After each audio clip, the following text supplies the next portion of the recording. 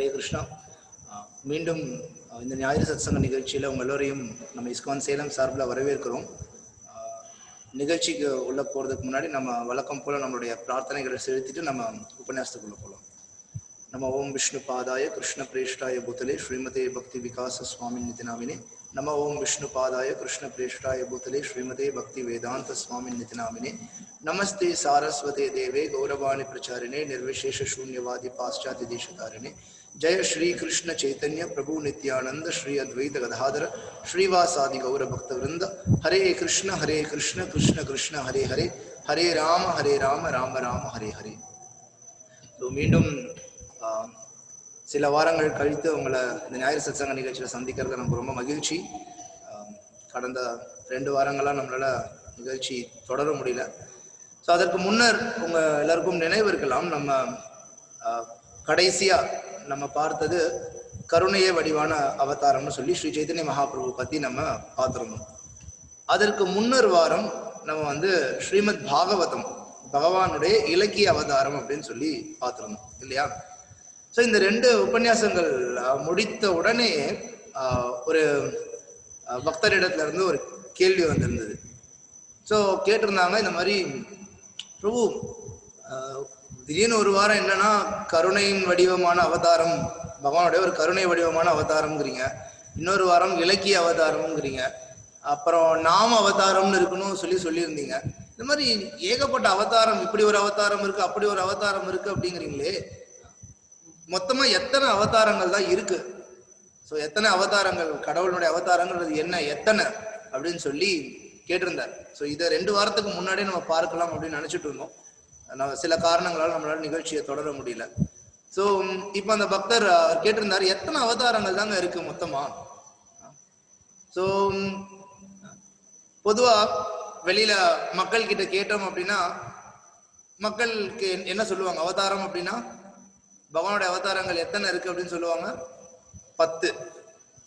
தசாவதாரம், இந்த பேர் எல்லாருக்கும் நல்லா பிரபலமா தெரியும். ஸோ பகவானுடைய அவதாரங்கள் 10 அப்படின்னு சொல்லிட்டு அவங்க ஒரு லிஸ்ட் சொல்லுவாங்க. மத்ஸ்ய, கூர்மா, வராக, நரசிம்ம, வாமன, பரசுராம, ராம, இந்த மாதிரி அவங்க பகவானுடைய அவதாரங்கள் 10 என்ன அப்படின்னு சொல்லுவாங்க. இதுதான் பகவானுடைய அவதாரங்கள். விஷ்ணுவோட அவதாரம்னா 10ங்க. யாரு கேட்டாலும் இதுதான் மக்களுக்கு ஒரு பதில் இருந்துட்டு இருக்கு. ஆனா இன்னைக்கு நம்ம நிறைய விஷயங்கள் புதுசா தெரிஞ்சுக்கிறோம். மக்கள் இதுல என்னென்ன தவறா நினைச்சிட்டு இருக்காங்க, தவறான கருத்து. ஏன்னா பல வாரங்கள் நம்ம பார்த்திருக்கோம், மக்களுக்கு பார்த்தீங்க அப்படின்னா நம்ம பார்க்கக்கூடிய இந்த எல்லா ஆன்மீக விஷயங்கள்லுமே மக்களுக்கு ஓரளவுக்கான ஞானம் இருக்கு, ஆனா அதை பெரிய அளவு தவறா புரிஞ்சுட்டு இருக்காங்க அப்படின்றத நிறைய பார்த்திருந்தோம். எப்படி அசைவம் பாவம்ன்றதை பார்த்திருந்தோம், ஏன் சைவ உணவு கூட பாவம் தான் அப்படின்றதையும் நம்ம பார்த்திருந்தோம். அது மக்களால யோசிச்சு கூட பார்க்க முடியாது, எப்படிங்க சைவம் போய் பாவம் ஆகும், அசைவம் தானே பாவம் அப்படின்னு சொல்லி. ஸோ அந்த மாதிரி நம்ம பார்த்திருந்தோம், சைவத்துல கூட அந்த உணவும் பாவம் தான். இந்த மாதிரி நிறைய விஷயங்கள் நம்ம புதுசா நம்ம தெரிஞ்சுட்டு இருந்தோம். ஸோ அதே போல இன்னைக்கும் நம்ம தெரிஞ்சுக்க போறோம் பகவானுடைய அவதாரங்கள் பத்தி. எத்தனை அவதாரங்கள் அப்படின்றதுக்கு நம்ம போறதுக்கு முன்னர், யார் யார் அந்த அவதாரங்கள் அப்படின்னு போறதுக்கு முன்னர், அவதாரம்னா என்ன அப்படின்ற விஷயத்த நம்ம புரிஞ்சுக்கணும். அவதாரம் அப்படின்னா சமஸ்கிருதத்துல மேல இருந்து இறங்கி வரக்கூடியவர் அப்படின்னு அர்த்தம். ஸோ இதுதான் அவதாரம் அப்படின்ற வார்த்தைக்கான அர்த்தம். அவதார் அப்படின்னா தூங்கும் போது நீங்க மனுஷனா தூங்குறீங்க, எந்திரிச்சோன்னு நீங்க தூக்கத்துல நீங்க வேற ஒரு உடலுக்கு போறீங்க. நம்மளுடைய பகவத் தரிசனம் இதெல்லாம் கூட எந்த வருஷம் வந்தது, மேபி 2014 அந்த மாதிரி நினைக்கிறேன். அவதார் அப்படின்னு ஒரு பெரிய ஹாலிவுட் மூவி ரிலீஸ் பண்ணியிருந்தாங்க, ஜேம்ஸ் கேமரான் அவருடைய திரைப்படம். ஸோ அவரும் அவதாரம்னா என்ன அப்படின்றது அவருடைய கற்பனையின் விதத்துல கொடுத்திருந்தார். ஆனா அந்த மாதிரி ஒருத்தவங்க அவங்க சொந்த கற்பனையில கொடுக்கறது நம்ம ஏற்றுக்கொள்ளக்கூடாது. சாஸ்திரம் என்ன சொல்லுது, சாஸ்திரத்துல என்ன கொடுத்துருக்கு அப்படின்றத நம்ம பார்க்கணும். ஏன்னா அவங்கள பொறுத்த வரைக்கும் அந்த கதையில ஒரு மனிதனும் அவதாரம் தான். நீங்க அந்த மாதிரி வேற ஒரு உணர்ச்சிகளை நீங்க உணர முடியும் இதே உடல்ல இருந்து, பௌதிக சதையில இருந்து அப்படின்னு சொல்லி அவங்க நினைக்கிறாங்க. அவதாரத்துக்கு ஆங்கிலத்துல இன்கார்னேஷன் அப்படின்ற மொழிபெயர்ப்பு நம்ம கொடுக்கறது உண்டு, அதுதான் கிட்டத்தட்ட பொருந்தக்கூடியது.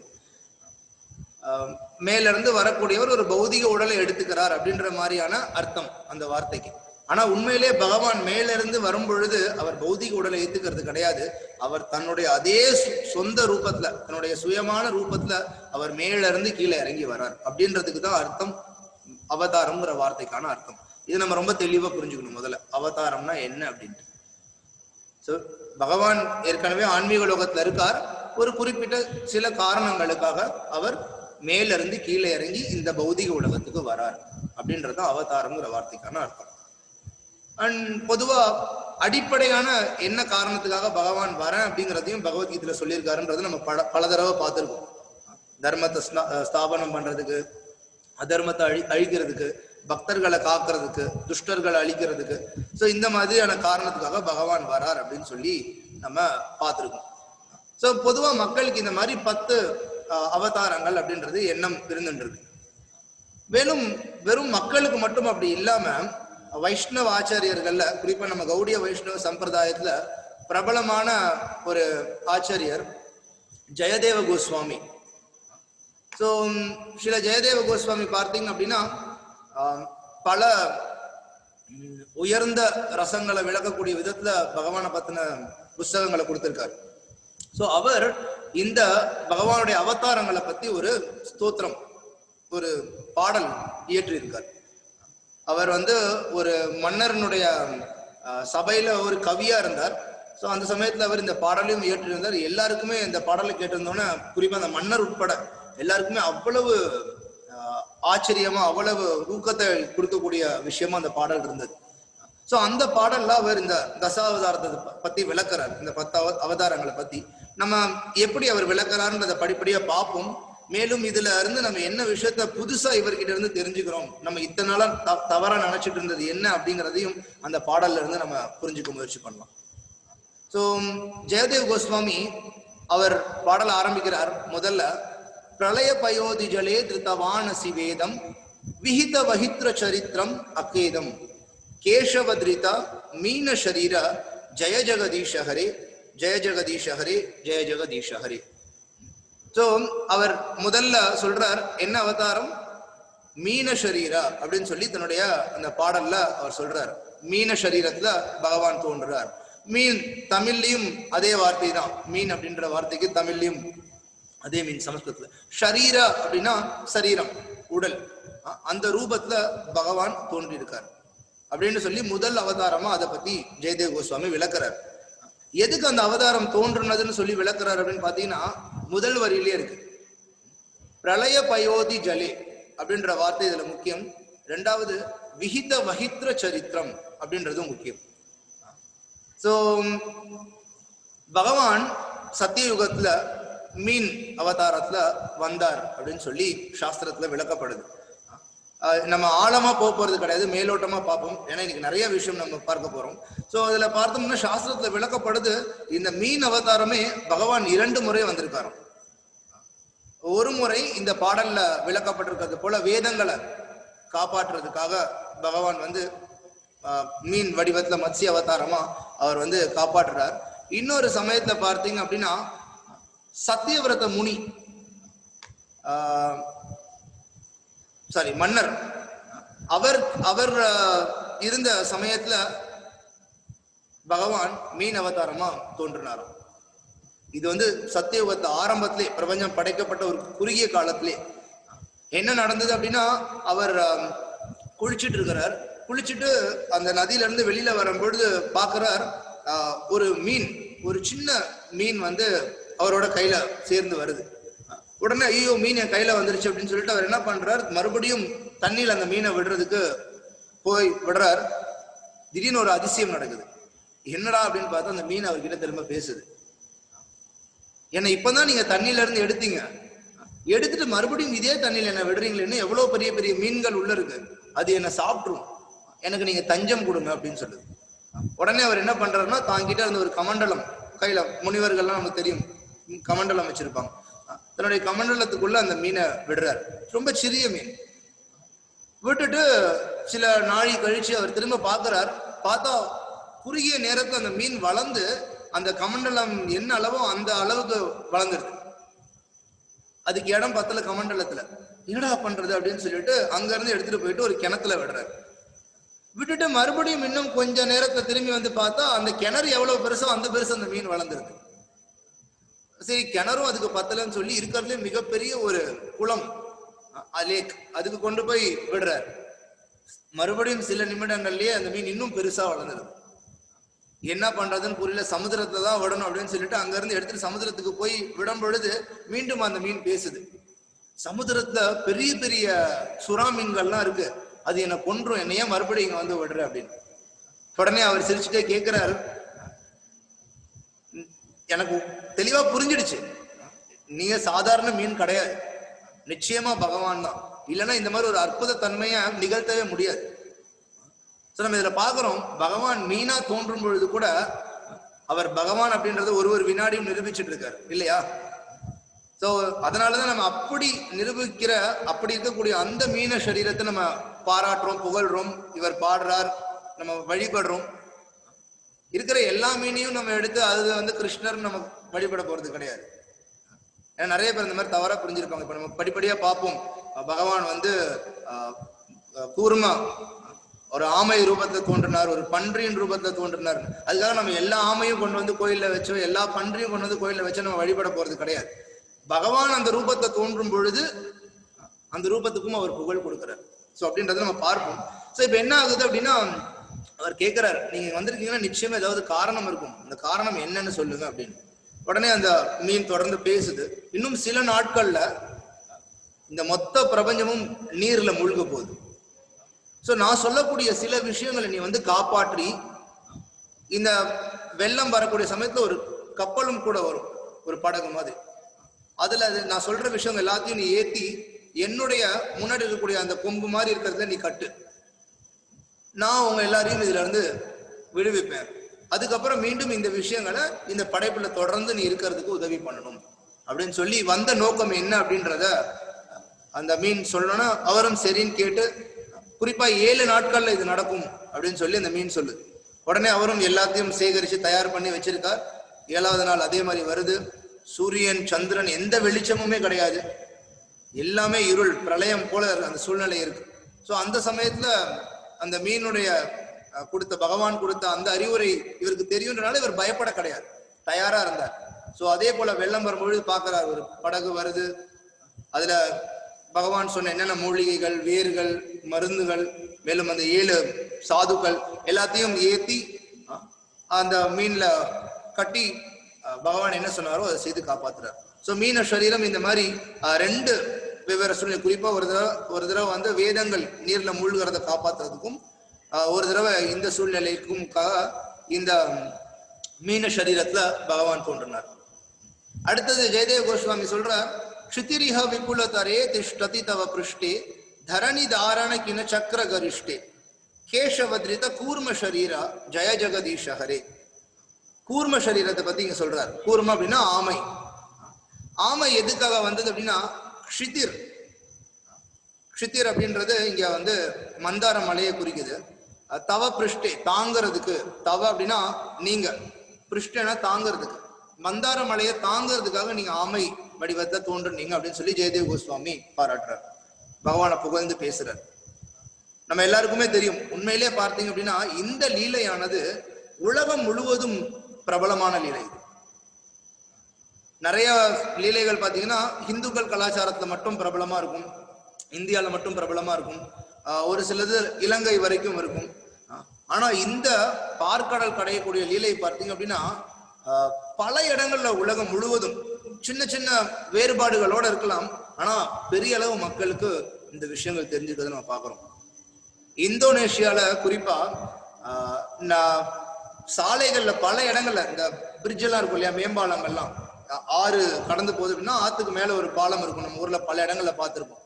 நம்ம ஊர்ல பார்த்தோம்னா வெறுமனே ஏதாவது சுவர் மாதிரி எழுப்பியிருப்பாங்க, யாரும் கீழே விழுந்துடக்கூடாது அப்படின்றதுக்காக. இந்தோனேஷியா நாட்டுல பார்த்தீங்க அப்படின்னா அந்த சுவருக்கு பதில பார்க்கடல் கடையக்கூடிய லீலை வந்து பல பாலங்கள்ல அவங்க வச்சிருக்காங்க. குறிப்பா நம்ம அங்கூர்வாட் போற இடத்துல பார்க்கலாம், முழுவதும் ஏகப்பட்ட இடத்துல இந்த மாதிரி இருக்குது. பேங்காக் விமான நிலையத்திலே இந்த லீலை வந்து சில பொம்மைகள் வடிவத்துல வந்து பெரிய அளவுல இருக்கு அப்படின்றதையும் நம்ம பார்த்துருக்கோம். ஸோ இந்த லீலை, பார்க்கடல் கடையக்கூடிய லீலை ஸ்ரீமத் பாகவதத்தை வந்து நம்ம தெரிஞ்சுக்கிறோம். இந்திரன் தன்னுடைய குருவை மதிக்காத காரணத்தினால, கர்வத்துல இருந்தான், மதிக்காத காரணத்தினால எல்லா தேவர்களும் அவங்களுடைய சக்தியை இழந்துடுவாங்கன்ற சாபம் கிடைச்சது. எல்லா தேவர்களும் சக்தியை இழந்திருக்க சமயத்துல அசுரர்கள் வந்து அவங்கள தாக்கி ராஜ்யத்தை கைப்பற்றுறாங்க.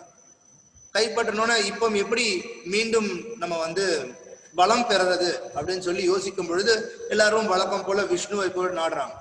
அப்போ விஷ்ணு சொல்றார், இந்த மாதிரி நீங்க மந்தார மலைய பார்க்கடல்ல கடைங்க, மந்தார மலையை வச்சு நீங்க கடைங்க, வாசுகியை வந்து கயிறா பயன்படுத்திக்கோங்க, மந்தார மலையை மத்தாவும் வாசுகியை கயிறாவும் பயன்படுத்தி நீங்க கடைங்க. அதுல இருந்து உங்களுக்கு ஒரு பெரிய என்னது அமிர்தம், உங்களுக்கு ஒரு அமிர்தம் கிடைக்கும். அந்த அமிர்தத்தை பருகுனீங்க அப்படின்னா நித்தியமா நீங்க வாழலாம், உங்களுக்கு அவ்வளவு ஆரோக்கியம் கிடைக்கும், சக்தி கிடைக்கும், நீங்க இழந்தது எல்லாத்தையும் பெற முடியும்னு விஷ்ணு சொல்றார். ஆனா இப்போ தேவர்களுக்கு விஷ்ணு பதில் கொடுத்துட்டார்.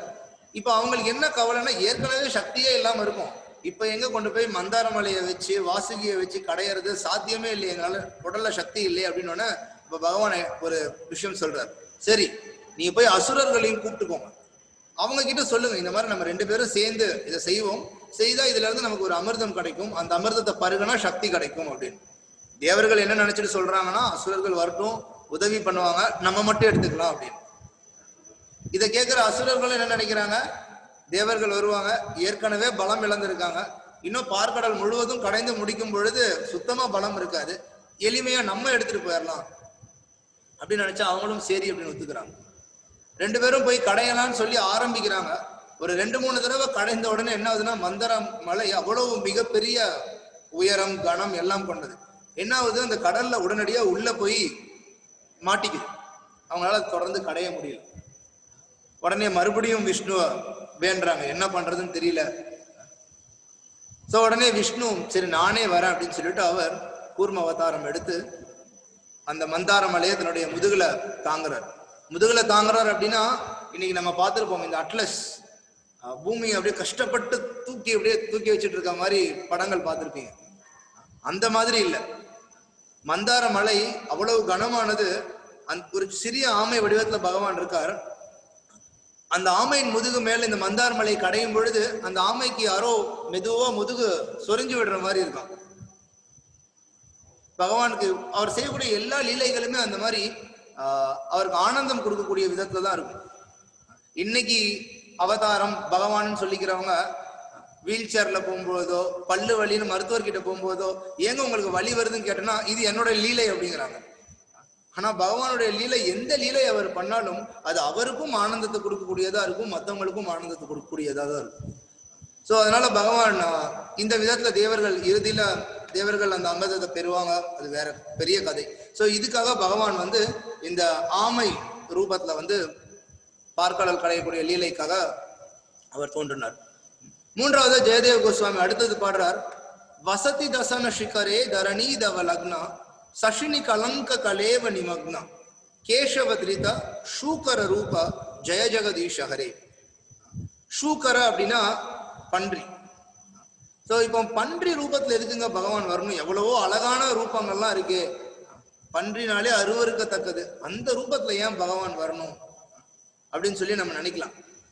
பகவான் எந்த ரூபத்துல வந்தாலும் அந்த ரூபத்துக்கு அவர் புகழ் சேர்க்கிறார். நம்ம பௌதிக கண்ணோட்டத்துல பாத்திரவே கூடாது. எப்பொழுதுமே பகவான் எந்த ரூபத்துல இருந்தாலும் அவர் ஆன்மீகமயமானவர்ன்றதை நம்ம புரிஞ்சுக்கணும். நம்முடைய பௌதிக கண்கள்ல அவர் நம்ம கணக்கிடவே கூடாது. சரி, எதுக்காக அப்படிப்பட்ட ஒரு ரூபத்துல வந்தார் அப்படின்னா, ஒரு பன்றி என்ன விதமான செயலை செய்யுமோ அந்த மாதிரியான ஒரு செயலை செய்ய வேண்டிய நிலை இருந்தது. என்ன செயல் அப்படின்னா, தரணி தவ லக்னா. தரணி அப்படின்னா என்னது, பூமி. பூமி போய் கர்ப்போதக கடலுக்குள்ள விழுந்து மாட்டிக்குது. சோ இப்போ அதை அடியில இருந்து தேடி வெளியில் எடுக்கணும். இப்போ அதற்கு ஏற்புடைய ஒரு ரூபம் பன்றியினுடைய ரூபம். ஏன் அப்படின்னா பார்க்கலாம், பன்றி பார்த்தீங்க அப்படின்னா மண்ணை நோண்டிட்டே இருக்கும். ஸோ எங்க குப்பையா இருக்கோ, எங்க வந்து மண் இருக்கோ அந்த இடத்துல வந்து பன்றி இந்த மாதிரி செயலில் ஈடுபடுறது நம்ம பார்த்துருப்போம். சோ இப்ப இந்த மாதிரி ஒரு தேவை இருக்கு. எப்படி இப்படி ஒரு நிலைமை நடந்தது அப்படின்னா, ஹிரண்யகசிபு ஹிரண்யாக்ஷா 2 பேர் ட்வின் பிரதர்ஸ், 2 அசுரர்கள். சோ அதுல ஹிரண்யாக்ஷா ஹிரண்யகசிபுனுடைய அண்ணன்.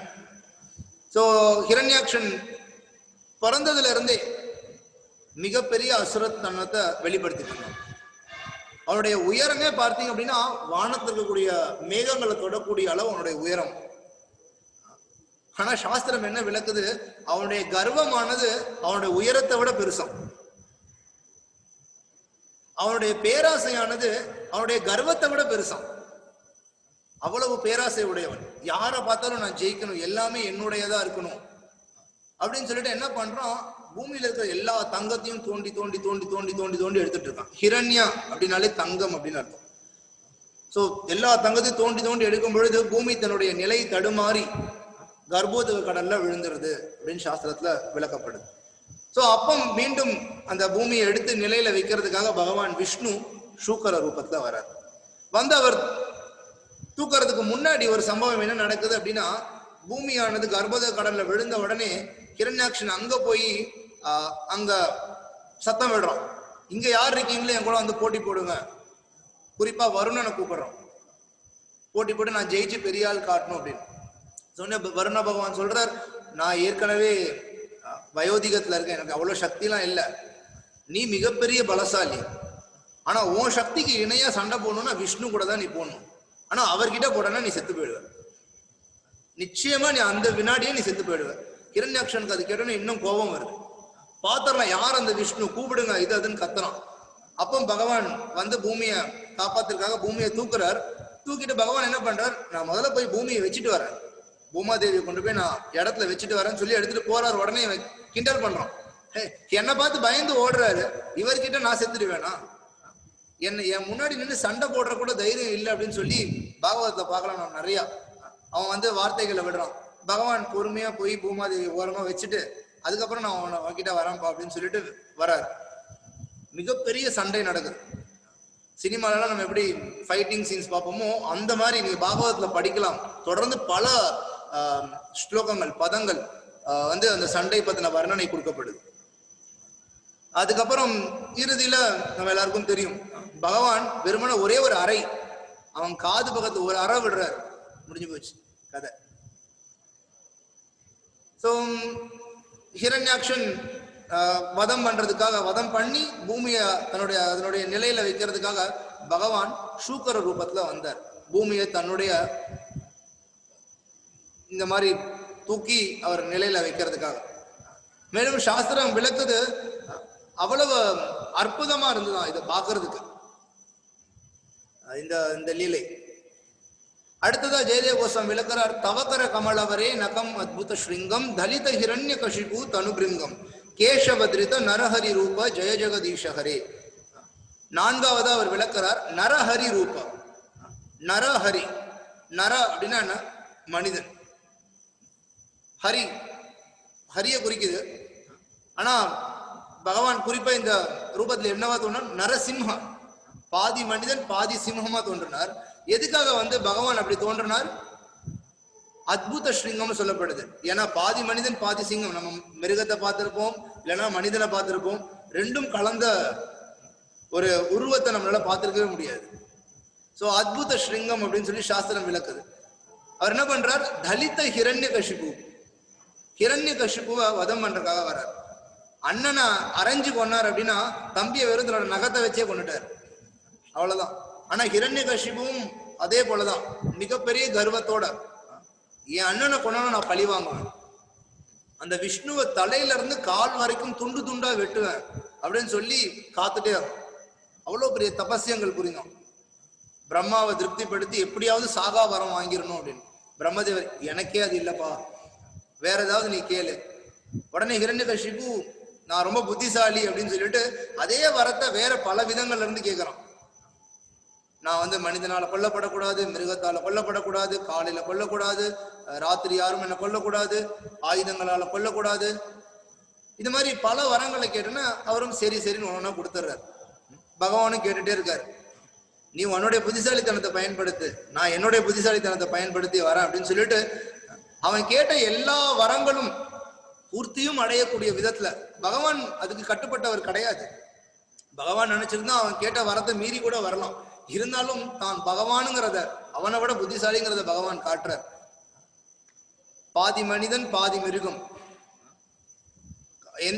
ஆயுதங்கள் இருந்து சண்டை படும் போது, ஆனா கொள்ளும் பொழுது ஒரு ஆயுதமும் கிடையாது. தன்னுடைய விரல் நகங்களை கொண்டு, காலையும் கிடையாது, மாலையும் கிடையாது, இரவும் கிடையாது, சூரியன் அஸ்தமிக்கக்கூடிய சமயத்துல பகவான் வெறும் தன்னுடைய நகங்களை கொண்டு கொண்டார். இந்த அவதாரத்தை பத்தி ஜெயதேவ கோஸ்வாமி சொல்றார். அடுத்தது, சலயசி விக்ரமனே பலிம் அத்புத வாமன பதன கணீர ஜனித ஜன பாவன கேசவதிருத்த வாமன ரூப ஜெய ஜெகதீஷஹரே. அடுத்தது வாமனருடைய ரூபத்தை பத்தி சொல்றார். இவர் எதுக்கு தோன்றினார் அப்படின்னா, சலயசி பலிம், இந்த ரெண்டு வார்த்தை ரொம்ப அவசியம். சலயசி அப்படின்னா ஏமாத்துறது. கிருஷ்ணர் பகவத்கீதையில சொல்றார், தியூதம் சலயதாம் அஸ்மி அப்படின்னு. ஏமாற்றக்கூடிய விஷயங்களே நான் தான் சூதாட்டம். ஏமாற்றுறதுல இருக்கிறது மிக உயர்ந்ததா கருதப்படக்கூடியது சூதாட்டம். கிருஷ்ணர் சொல்றார் அது நான். ஏமாத்துறதுல சிறந்தவன் நான் அப்படின்னு சொல்லி கிருஷ்ணர் சொல்றார். இங்க யாரை ஏமாத்துறார் அப்படின்னா பலி மகாராஜர். இங்கேயும் நம்ம பார்க்கிறோம், பலி மகாராஜர் அசுரர்களுடைய தலைவனா இருக்கார். அவர் தேவர்கள் எல்லாத்தையும் வீழ்த்தி இந்திரனுடைய பதவி எல்லாத்தையும் பிடுங்கி அவங்களுடைய ராஜாங்கத்துல அசுரர்கள் இருந்துட்டு இருக்காங்க. அந்த சமயத்துல இந்திரனுடைய தாய் அவங்க வருத்தப்படுறாங்க, இந்த மாதிரி எல்லாம் போயிடுச்சு அப்படின்னு சொல்லிட்டு பகவான் கிட்ட பிரார்த்திக்கிறாங்க. பகவான் அவங்களுடைய வயிற்றுல தோன்றுறாரு. உபேந்திரா வாமனா அப்படின்னு அழைக்கப்படுறாரு. பிறக்கும் பொழுது அவர் 4 கரங்களோட தான் பிறந்தார். நீல நிறத்துல 4 கரங்களோட. ஆனா அடுத்த வினாடியே ஒரு குள்ள பிராமணனா அவர் மாறுறார்.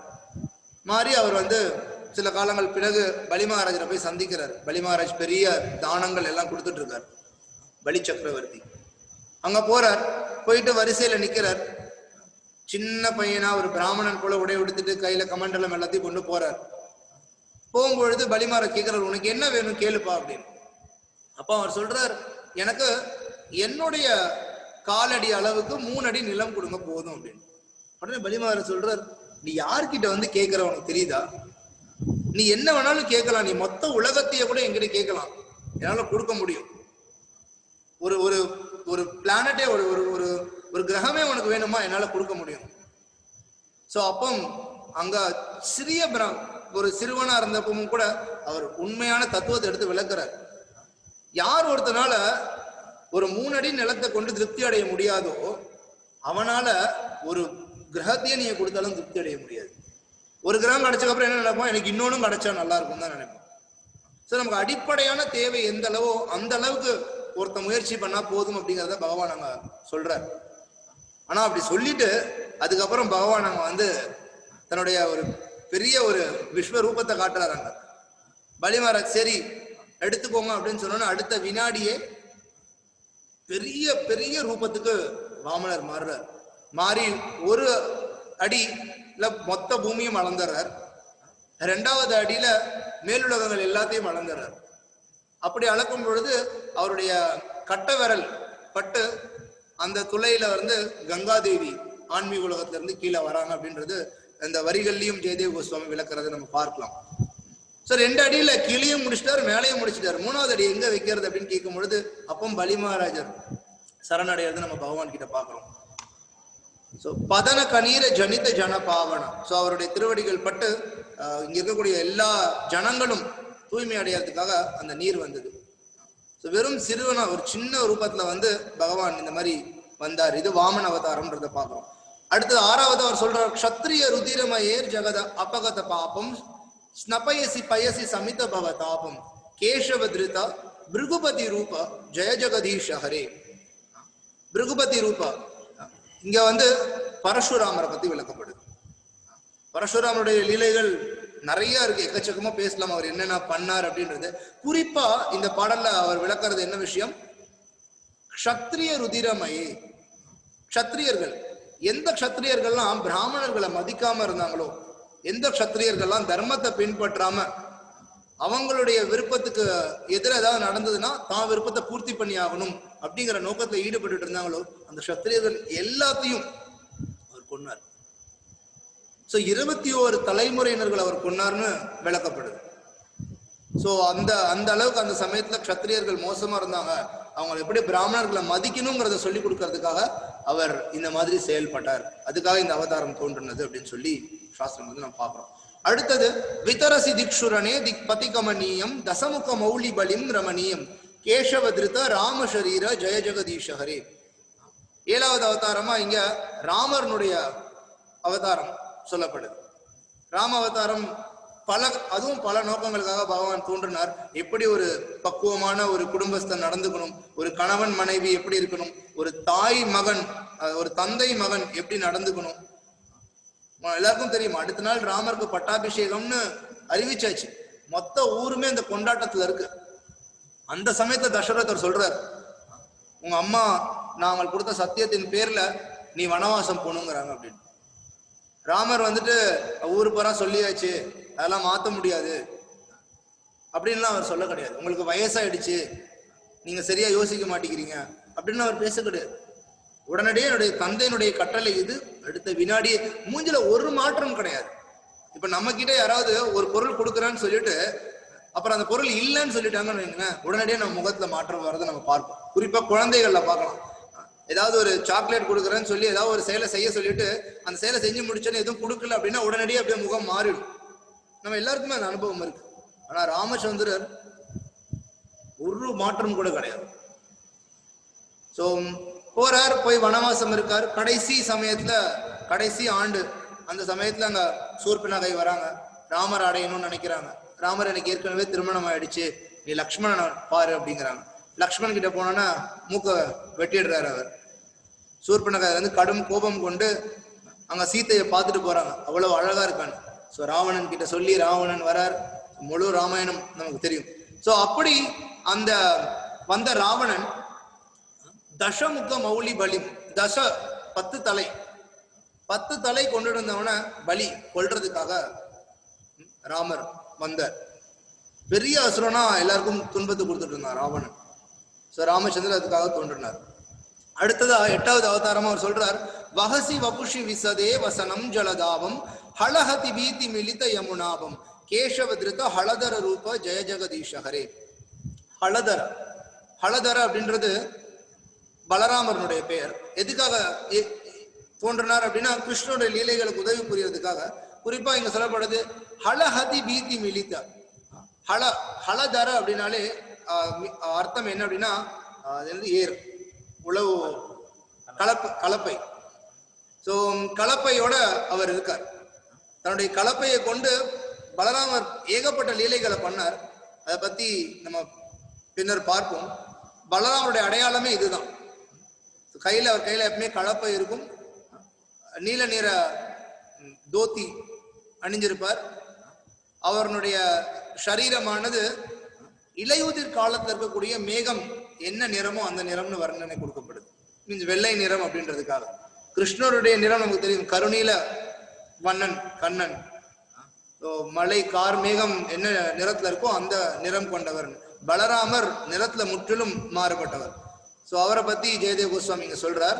அடுத்தது நிந்தசி யஜ்ஞ விதேர் அஹஹ ஸ்ருதி ஜாதம் சதய ஹிருதய தர்ஷித பசுகாத்தம் கேசவதிருத புத்த சரீர ஜெய ஜெகதீஷஹரே அப்படிங்கிறார். என்னங்க இன்னும் திடீர்னு ஏதோ புத்த சரீரம்லாம் வந்திருக்குது அப்படின்னு சொல்லி மக்களுக்கு இது கேட்டா நிச்சயமா ஆச்சரியமா இருக்கும். ஆனா மக்கள் சொல்லக்கூடிய தசாவதாரத்துல புத்தர் இருக்க மாட்டார். ஆனா இங்க ஜெயதேவ கோஸ்வாமி விளக்குறார் புத்த சரீர அப்படின்னு. புத்தரும் பகவானுடைய அவதாரம் அப்படின்னு சொல்லி தசாவதாரத்துல விளக்குறார் அவர். சரி, புத்தர் வந்து என்னங்க பண்ணார் அப்படின்னா அந்த சமயத்துல இருந்த ஒரு குறிப்பிட்ட ஒரு பிரச்சனையை தீர்க்கிறதுக்காக வந்தார். என்னது? சதய ஹிருதய தர்ஷித பசுகாத்தம். பசு அப்படின்னா மிருகங்கள். புத்தர் தோன்றின அந்த சமயத்துல பார்த்தீங்க அப்படின்னா மக்கள் எல்லாருமே வேதங்களை தவறா பின்பற்ற ஆரம்பிச்சாங்க. வேதங்களை வந்து திரிபடைத்து அவங்க வந்து உள்ள இருக்கக்கூடிய விஷயங்களை பின்பற்ற ஆரம்பிச்சாங்க. வேதங்களை வந்து மாமிசம் நம்ம சாப்பிடலான் இருக்கு, பசு வதம் செய்யலான்னு சொல்லப்பட்டிருக்குன்னு சொல்லிட்டு ஏகப்பட்ட பசுக்கள், பசு மீன்ஸ் இங்க பசுன்னு சொல்றது மிருகங்கள், ஏகப்பட்ட மிருகங்களை கொண்டு சாப்பிட்டுட்டு மக்கள் வாழ்ந்து வந்துட்டு இருந்தாங்க. யார் அப்படி மிருக வதத்துல ஈடுபடுறாங்களோ அவங்களால ஆன்மீக பாதையில ஒரு அடி கூட எடுத்து வைக்க முடியாது. சாஸ்திரமே அதை விளக்குது. ஸோ பகவான் பார்த்தாரு எல்லா மக்களும் இப்படி இருக்காங்க. இப்ப நேரடியா வந்து நீ பசுக்களை கொள்றதை நிறுத்திட்டு நீங்க வந்து என்கிட்ட சரணடைன்னு சொன்னா மக்கள் நிச்சயம் புரிஞ்சுக்க போறது கிடையாது. இந்த நிலையில இருக்க மக்களால் அதை புரிஞ்சுக்கவே முடியாது. ஸோ அதனால அவங்களுக்குள்ளேயே ஒரு நபரா பகவான் தோன்றி இந்த வேதங்கள் இந்த விஷயத்த சொல்லுது அப்படின்னா நீ வேதங்களை நிராகரிச்சிரு. நீ யோசிச்சு பாரு, நீ வேதங்களை பின்பற்றணுமா இல்ல இந்த மாதிரி ஒரு மோசமான செயல் நிறுத்தணுமா? இந்த மாதிரி ஒரு மோசமான செயல் வேதத்துல இருக்குன்னு நீ நினைச்சனா அந்த வேதத்தையே கைவிட்டுரு அப்படின்னு சொல்லி மறைமுகமா மக்களை வந்து தர்ம பாதைக்கு கொண்டு வர்றதுக்காக பகவான் இந்த ரூபத்துல வந்து விஷயங்களை கொடுத்தார். புத்த சரீரன் விளக்குறார் ஜெயதேவ் கோஸ்வாமி. அடுத்தது 10வது அவதாரமா அவர் விளக்குறார். மிளேச்ச நிவக நிதனே கலயசி கரவாளம் தூமகேதும் இவகிம் அப்பி கராளம் கேசவதிருத்த கல்கி ஷரீர ஜெய ஜெகதீஷஹரே. 10வது அவதாரம் மக்களுக்கும் பொதுவாக தெரியும், கல்கி. கல்கி அவதாரம் இன்னும் தோன்ற கிடையாது. ஆனா நம்ம சாஸ்திரத்துல வந்து பார்க்கிறோம், எந்த ஊர்ல யாருக்கு மகனா, விஷ்ணு யசங்கிறவருக்கு மகனா சம்பல் அப்படிங்கிற கிராமத்துல தான் பிறப்பாருன்னு எல்லாம் தெளிவா கொடுக்கப்பட்டிருக்கு. புத்தரும் அதே போலதான். புத்தர் தோன்றதுக்கு பலாயிரம் வருஷத்துக்கு முன்னாடியே ஸ்ரீமத் பாகவதம் எல்லா புராணங்கள் வேத இலக்கியங்கள் இருக்கு. ஸோ இந்த பாகவதத்துல புத்தர் எங்க தோன்றுவார், யாருக்கு மகனா தோன்றுவார், எல்லா விவரங்களும் கொடுக்கப்பட்டிருக்கு. ஸோ கல்கி அவதாரம் பத்தி அதே போல சொல்லப்பட்டிருக்கு. இந்த கலியுகமானது ஏன் கலியுகத்தை பத்தின வர்ணனையுமே பாகவதத்துல கொடுக்கப்பட்டிருக்கு. இப்ப நான் சொல்லக்கூடிய வர்ணனையை நீங்க பார்க்கலாம். குறைந்தது ஒரு 50 வருஷத்துக்கு முன்னாடி கூட இந்த நிலைமை கிடையாது. ஆனா இன்னைக்கு இருக்கு. இந்த விஷயங்கள் வரும் அப்படிங்கிறத பலாயிரம் வருஷத்துக்கு முன்னாடி வியாசதேவர் கொடுத்திருக்காருன்றதை நம்ம பார்க்கலாம். என்ன சொல்லப்படுது? தர்மம் இருக்காது, சத்தியம் இருக்காது, தூய்மை இருக்காது. மக்கள் மத்தியில வாக்குறுதி கொடுத்தாங்கன்னா அதை நிலைநாட்ட மாட்டாங்க. திருமணம் அப்படிங்கிறது வெறும் வாய் ஒப்பந்தத்தின் பேர்ல தான் இருக்கும். இன்னைக்கு அப்படிதான் நடந்துட்டு இருக்கு. முன்னாடி திருமணம் அப்படின்னா பெரிய அளவு ஊரே கூடி இவளை திருமணம் பண்ணிக்கிறான், இவங்க 2 பேரும் கணவன் மனைவியா இணைந்து வாழ இருக்காங்கன்னு ஊருக்கே அவங்க சொல்றாங்க. ஏன்னா அப்போ நீங்க அதுக்குள்ள கட்டுப்பட்டு இருக்கீங்க. நீங்க வந்து அதுல இருந்து வெளியில போனா மொத்த ஊருமே உங்களை வந்து திருத்தும். ஆனா இன்னைக்கு என்ன ஆயிடுச்சு? Live in relationship. எனக்கு பிடிச்சிருக்க வரைக்கும் நீ என் கூட இரு, பிடிக்கலையா நீ வேற ஒருத்தன் கூட போ, நான் வேற ஒருத்தி கூட போறேன். வெறும் வாய் வார்த்தையில தான் திருமண ஒப்பந்தம் இருக்கு. எதுக்குங்க நம்ம கல்யாணம் பண்ணணும்? ஏன் தாலின்னு ஒன்று கட்டி கல்யாணம் திருமணம்னு ஒரு சடங்கு நடந்தாதான் அது கல்யாணமா? அது தேவையே இல்லையே அப்படின்றது இன்னைக்கு சமீபத்துல உலகத்துல பிரபலமா எல்லா நாடுகளும் எல்லா இளைஞர்களும் இந்த விஷயத்தை எடுத்து முன் வச்சுட்டு இருக்காங்க. சோ அதே போல சொல்லப்படுது, யார் ஒருத்தன் செல்வந்தனா இருக்கானோ அவன் எல்லா நற்குணமும் உடையவனா கருதப்படுவான் கலியுகத்தான்னு பாகவதம் சொல்லுது. இன்னைக்கு நிலைமை தானே. அவனுக்கு நற்குணம் இருக்கோ இல்லையோ, பணக்காரனா இருந்தானா நல்லவன பாகவத்துல இருக்கு. கலியுகத்துல அழகு அப்படிங்கிறது முடியினுடைய அலங்காரத்துலதான் இருக்கான். நல்ல ஹேர் ஸ்டைல் இருந்துச்சுன்னா அழகா இருக்கான். நம்ம நிறைய பேர் பார்க்கும்போது கேட்பாங்க, ஏங்க நீங்க இந்த மாதிரி மொட்டெல்லாம் அடிச்சு சவரம் பண்ணிட்டு இப்படி இருக்கீங்க அப்படின்னு. ஏன்னா மக்கள் நினைக்கிறாங்க அழகு அப்படின்றது அந்த முடியில தான் இருக்கு அப்படின்னு. ஆனா கிடையாது. அதுதான் கலியுகத்தினுடைய தாக்கம். இந்த மாதிரி நிறைய சொல்லப்படுது. கலியுகம் போக போக மக்கள் இறுதியில 3 அடி உயரம் தான் இருப்பாங்களாம். கல்கி அவதாரம் தோன்ற போற அந்த சமயத்தை பார்த்தீங்கன்னா மக்கள்லாம் 3 அடி உயரத்துல தான் இருப்பாங்களாம். 20 வயசு வாழ்ந்துட்டாலே அவ்வளவு வயசு ஆயிடுச்சு அவனுக்கு அப்படின்ற நிலைமை இருக்குமா? சோ அந்த சமயத்துல ஏன் மக்கள் அப்படி இருப்பாங்க அப்படின்னா சுத்தமா தர்மம் இருக்காது, எல்லாமே மோசமான நிலையில இருக்கும். அப்போ அவங்க கிட்ட வந்து கிருஷ்ணர் அந்த மாதிரி பகவத்கீதையோ சைத்தன்ய மகாபிரபு அந்த மாதிரி திருநாமத்தை கொடுத்தோ காப்பாற்றவே முடியாது. ஒரே ஒரு வழிதான். என்னது? மிளேச்ச நிவக நிதனே. எல்லாத்தையும் கொல்ல போறார் பகவான். எல்லாரும் அவ்வளவு மோசமானவர்களா இருக்காங்க. இந்த மாதிரி குதிரையில வருவார், கருநீல வண்ணத்துல தான் அவரும் இருப்பார், கையில இந்த மாதிரி கத்தி இருக்கும், எல்லாமே விளக்கப்படுது. சோ இது தசாவதாரம்னு சொல்லி ஜெயதேவ் கோஸ்வாமி விளக்குறாரு. ஸோ இப்போ இங்கே பொதுவாக மக்களுக்கு குறிப்பாக இங்கே வரக்கூடிய ஒரு குழப்பம் என்னவா இருக்குன்னா, என்னங்க தசாவதாரத்துல கிருஷ்ணரையே விட்டுட்டீங்க, கிருஷ்ணரும் முக்கியமான நபர் தானே தசாவதாரத்துல, அப்புறம் உங்களுடைய நீங்க பக்தி பயிற்சி பண்றதே கிருஷ்ணருக்கு தான், கடைசியில் தசாவதாரத்துல இருந்தே அவரை தூக்கிட்டீங்க, அப்புறம் என்ன பாடல் இது, என்ன வைஷ்ணவ பாடல் அப்படின்னு சொல்லி மக்கள் உடனே நினைப்பாங்க. புத்தர் ஏதோ உள்ள சேர்த்திருக்கீங்க, ஆனா கிருஷ்ணரை வெளியில விட்டுட்டீங்களே அப்படின்னு. ஆனா இங்க பிரச்சனை குழப்பம் எங்க அப்படின்னா, ஒரு பாடல் ஒரு 10 பாடலா நம்ம பார்த்தோம், ஒரு அவதாரம் பத்தி. அதுல கூர்ந்து கவனிச்சிருந்தீங்க அப்படின்னா கிருஷ்ணனுடைய பேர் இருக்கு. என்ன அப்படின்னா, உதாரணத்துக்கு ஒண்ணு பார்ப்போம். கல்கி பத்தி இப்ப நம்ம பார்த்தோம். நேச்ச நிபக நிதனே கலயசி கரவாலம் தூமகேது மிவக்கிம் அப்பி கராலம் கேசவ திருத கல்கி ஷரீரா. ஒரு பாடல்லையும் பாத்தீங்கன்னா மீன சரீரத்தை பத்தி சொல்லும் போது என்ன இருந்தது? கேசவ திருத மீன சரீரா, கேசவ திருத சூக்கர ரூபா, கேசவ திருத ராம சரீரா, கேசவ திருத புத்த சரீரா, கேசவ திருத கல்கி சரீரா. எல்லாத்துலயும் கேசவ திருதான் இருக்கு. கேசவ அப்படின்னா யாரு? கிருஷ்ணர். சாஸ்திரத்துல என்ன விளக்கப்படுது அப்படின்னா, கிருஷ்ணர் இந்த 10 அவதாரங்கள்ல ஒரு நபர் கிடையாது, அவர்தான் இந்த அவதாரங்களாவே வரார். கிருஷ்ணர் அவதாரி, அவர் மூலம், அவர்ல இருந்து தான் எல்லா அவதாரங்களும் தோன்றுது. மக்கள் உடனே கேட்பாங்க, என்ன கிருஷ்ணர் தான் அவதாரமா?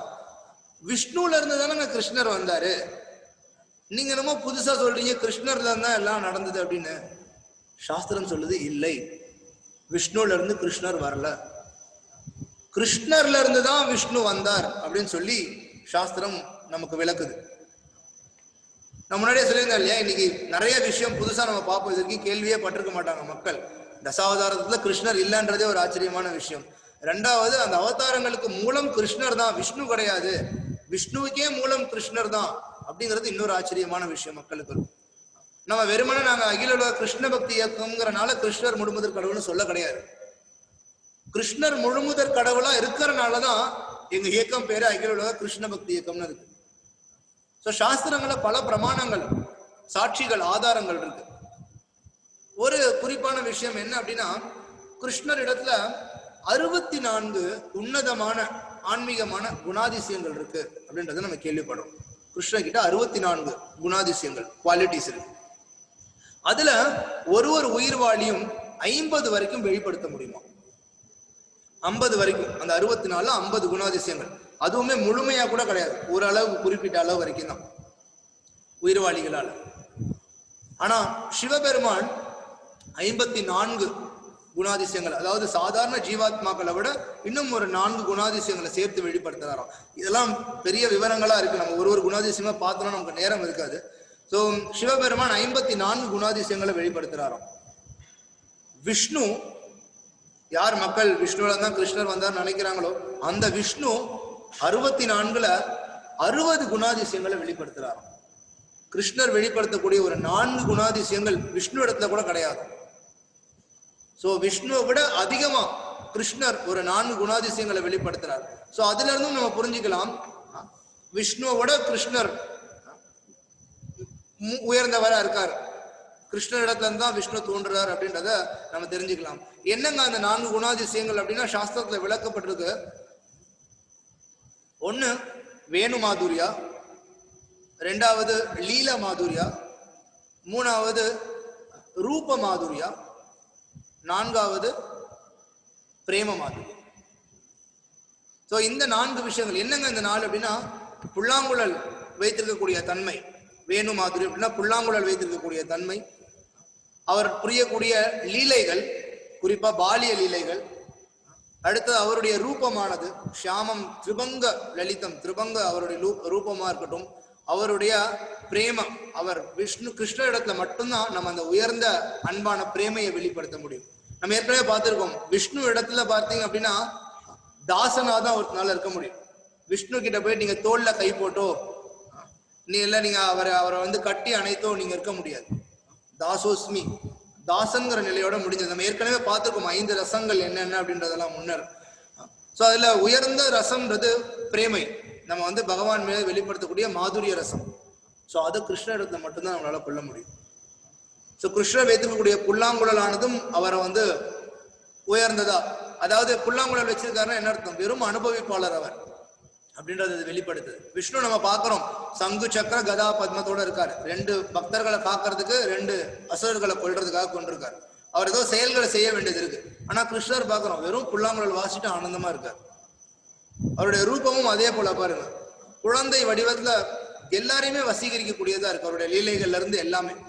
ஸோ அதனால இது ஒரு காரணமா சொல்லப்படுது. இன்னொன்னு, கிருஷ்ணர்ல இருந்து தான் விஷ்ணு வந்தாருங்கிறதுக்கும் நிறைய நிகழ்வுகளும் இருக்கு.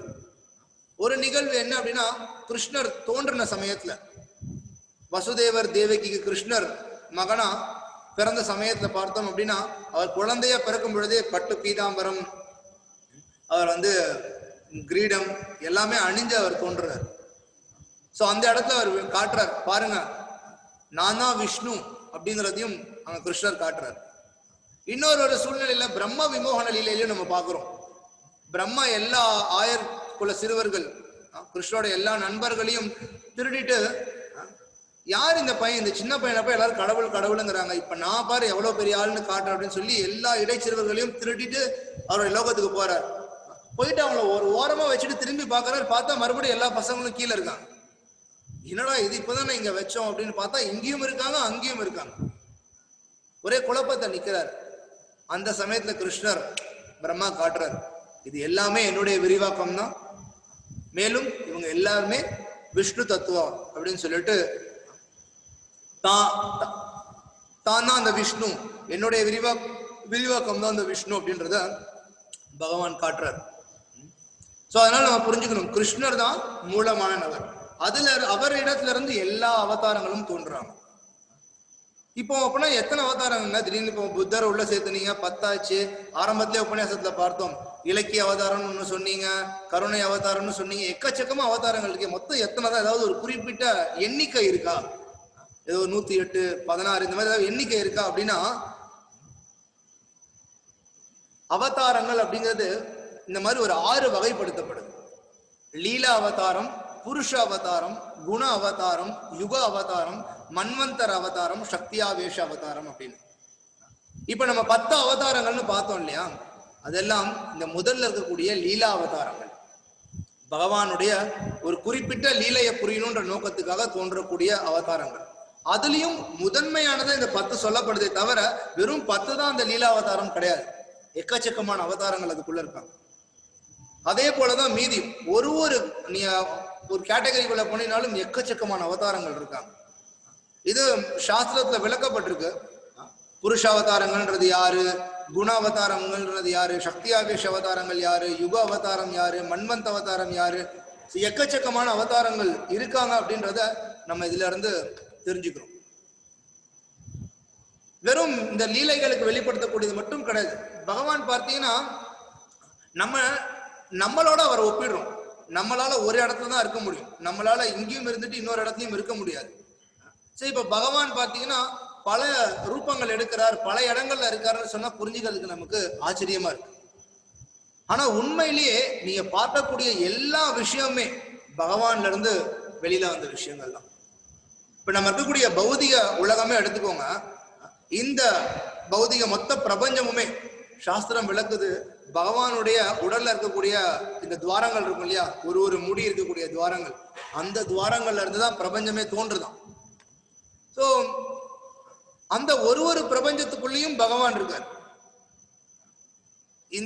இவர் மகாவிஷ்ணுன்னு அழைக்கப்படுறார். யாருடைய உடல்ல இருந்து இந்த பிரபஞ்சங்கள் தோன்றுதோ அந்த ஒரு பிரபஞ்சத்துக்குள்ளேயும் பகவான் கார்போதகசாயி விஷ்ணுவா இருக்கார்.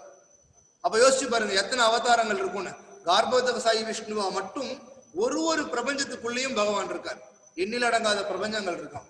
எப்படி ஒரு கடுகு சாக்குல எத்தனை கடுகுகள் இருக்குமோ அது போல அத்தனை பிரபஞ்சங்கள் இருக்குன்னு சாஸ்திரம் விளக்குது.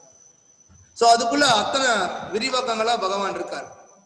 அதுக்கப்புறம் மேலும் ஒரு பிரபஞ்சத்துக்கு உள்ளேயும் போனீங்க அப்படின்னா, ஒரு பிளானட்குள்ளேயும் நம்ம பார்த்தோம் அப்படின்னா 7 14 லோகங்கள் இருக்கு. சோ அதுக்குள்ள க்ஷீரோதகசாயி விஷ்ணுவாவும் பகவான் இருக்கார். அது மட்டும் இல்லாம ஒரு அணுக்குள்ளேயும் ஒரு சின்ன ஆட்டம், விஞ்ஞானிகள் சொல்றாங்க இல்லையா, அந்த ஒரு சிறிய அணுக்குள்ளேயும் பகவான் இருக்கார். சோ அவதாரங்கள் பார்த்தோம்னா எண்ணிலடங்காத அவதாரங்கள் இருக்கு. இதுதான் உண்மை. ஏன்னா பகவான் எண்ணிலடங்காத சக்தி கொண்டிருக்கவர். அவரால் எண்ணிலடங்காத ரூபத்தை எடுத்துக்க முடியும். குறிப்பிட்ட ரூபத்தை குறிப்பிட்ட காரணத்துக்காக எடுத்துக்கிறார். பகவான் நரசிம்மரா வரும்பொழுது ஒரு குறிப்பிட்ட காரணத்துக்காக நோக்கத்துக்காக வரார். வாமனரா வரும்போது ஒரு குறிப்பிட்ட விஷயத்த செய்யணுன்றதுக்காக வரார். அந்தந்த அவதாரங்கள் அந்தந்த விஷயத்தை மட்டும் செஞ்சுட்டு போயிடுறாரு. ஆனா கிருஷ்ணரா வரும் பொழுது அந்த மத்த எல்லா அவதாரங்களுடைய சக்தியும் தான் கொண்டிருக்கார். ரொம்ப அற்புதமா பிரபுபாதர் விளக்குவார். என்ன அப்படின்னா, ஒரு சின்ன பல்பு இருக்குன்னு வச்சுக்கோமே, இந்த ஒரு பல்புனால ஒரு அளவுக்கு தான் வெளிச்சத்தை கொடுக்க முடியும். அதுல இருந்து மின்சாரம் பார்த்தீங்கன்னா அந்த பல்புக்கு ஒரு சிறிய அளவு தான் வரும். இதுக்காக நமக்கு வந்து மின்சாரம் உற்பத்தி பண்ணக்கூடிய இடம் இருக்கு பாத்தீங்களா, அந்த இடத்துலயே இவ்வளவுதான் மின்சாரம் இருக்கு நம்ம நினைச்சிட்டோம்னா நம்மளுடைய தவறு இல்லையா? மின்சாரம் உற்பத்தி பண்ணக்கூடிய இடத்துல எக்கச்சக்கமான அளவுக்கு மின்சாரம் இருக்கும். ஆனா இந்த இடத்துல என்ன தேவையோ அந்த மின்சாரம் மட்டும் இந்த ஒரு பல்புல இருந்து வெளிப்படுத்தப்படுது. ஸோ அதே போலதான் பகவானுடைய அவதாரங்களும் ஒரு ஒரு அவதாரங்களை வரும் பொழுது ஒரு ஒரு சக்தியை வெளிப்படுத்துறார். ஆனா கிருஷ்ணரா வரும் பொழுது முழு சக்தியையும் பகவான் வெளிப்படுத்துறார்.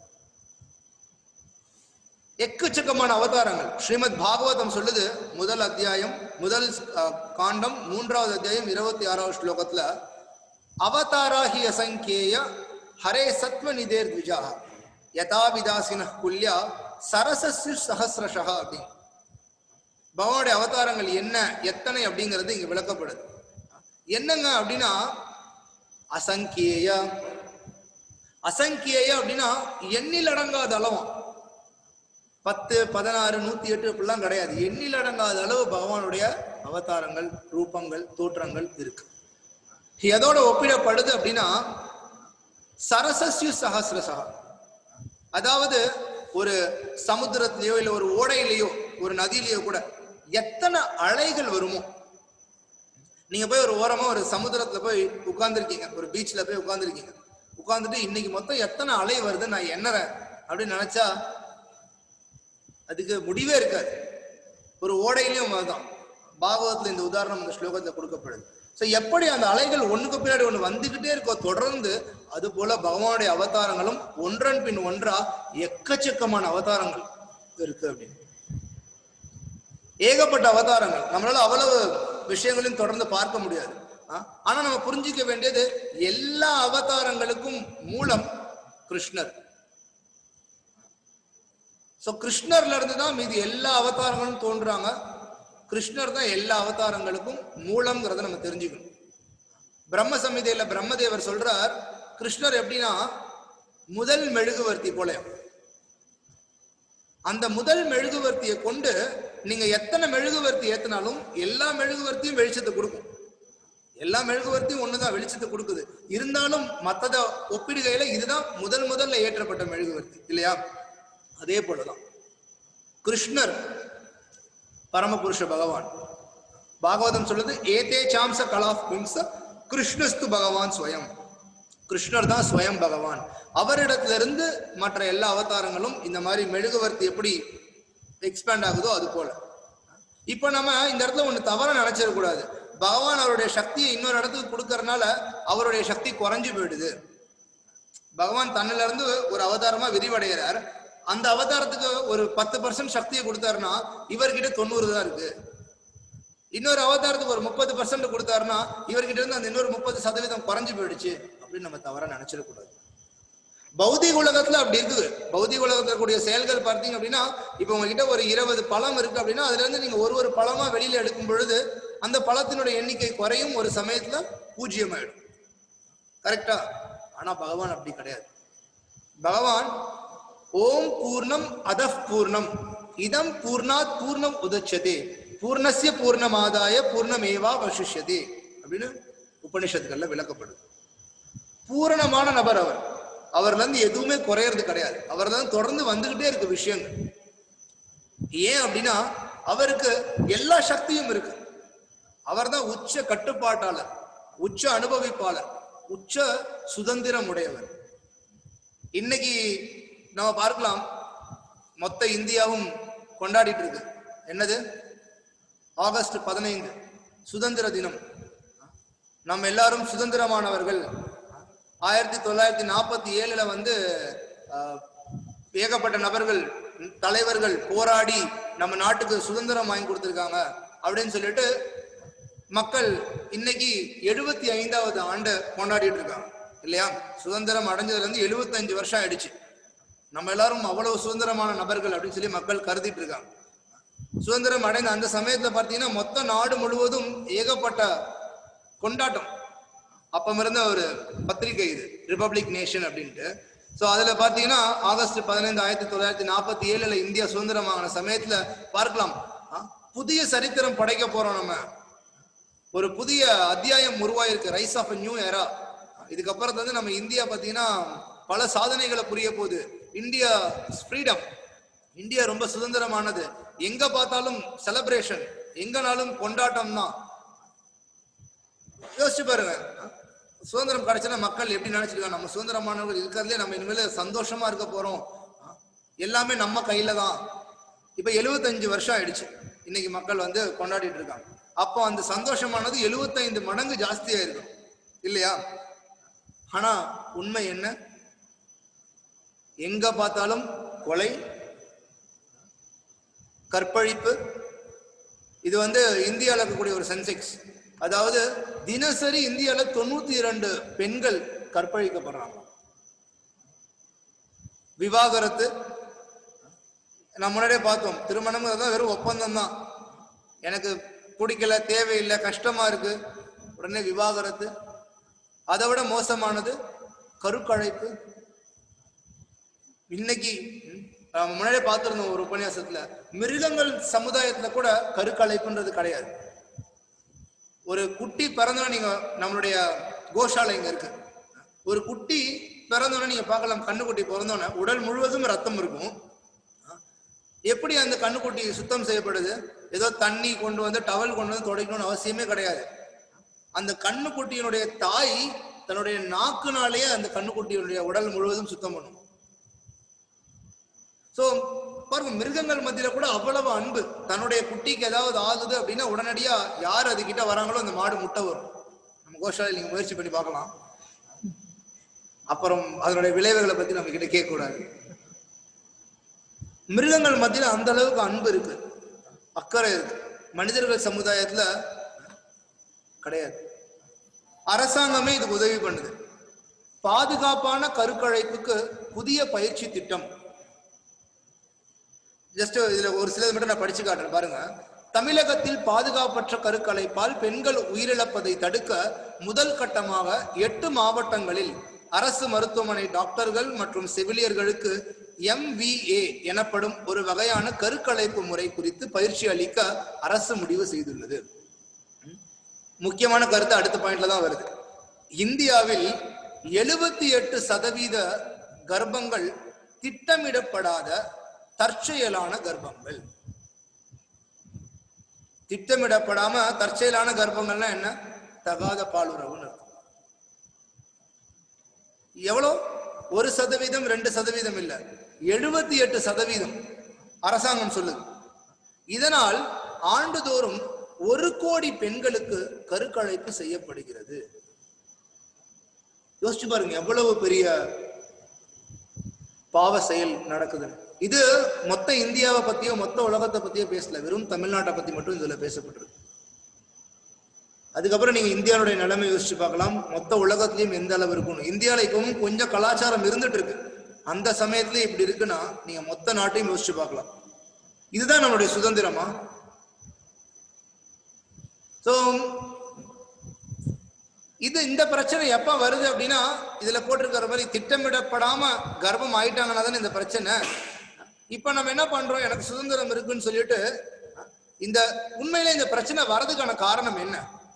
நம்ம பார்த்த மாதிரி தான், சுதந்திரம் சுதந்திரம் சொல்லிட்டு மக்கள் என்ன பண்றாங்க, ஆண் சுதந்திரம் இருக்கு, பெண்ணுக்கு சுதந்திரம் இருக்கு, யாருக்கு எப்படி இஷ்டப்படி வாழணுமோ வாழலாம், என்ன வேணாலும் பண்ணலாம், இதுதானே சுதந்திரம்னு நினைக்கிறாங்க. ஆண் வேலைக்கு போறான்னா பெண்ணும் வேலைக்கு போகலாம், ஆண் ராத்திரி நேரத்துல தனியா வரானா பெண்ணும் ராத்திரி நேரத்துல தனியா வரலாம். மக்களுக்கு உண்மையான சுதந்திரம்னா என்னன்னு தெரியல. இதுதான் சுதந்திரம்னு நினைச்சு அவங்க வாழக்கூடிய வாழ்க்கையினுடைய விளைவு தான் இப்படி போயிட்டு இருக்கு.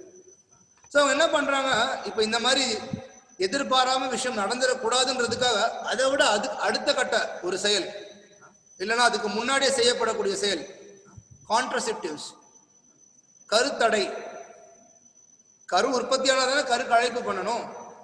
இப்ப யோசிச்சு பாருங்க, இந்த கருத்தடை அப்படிங்கிறதும் மக்கள் எக்கச்சக்கமா இந்தியா முழுவதுமா இருக்கட்டும், தமிழ்நாட்டில இருக்கட்டும் எடுத்து மக்கள் வாழ்ந்துட்டு இருக்காங்க.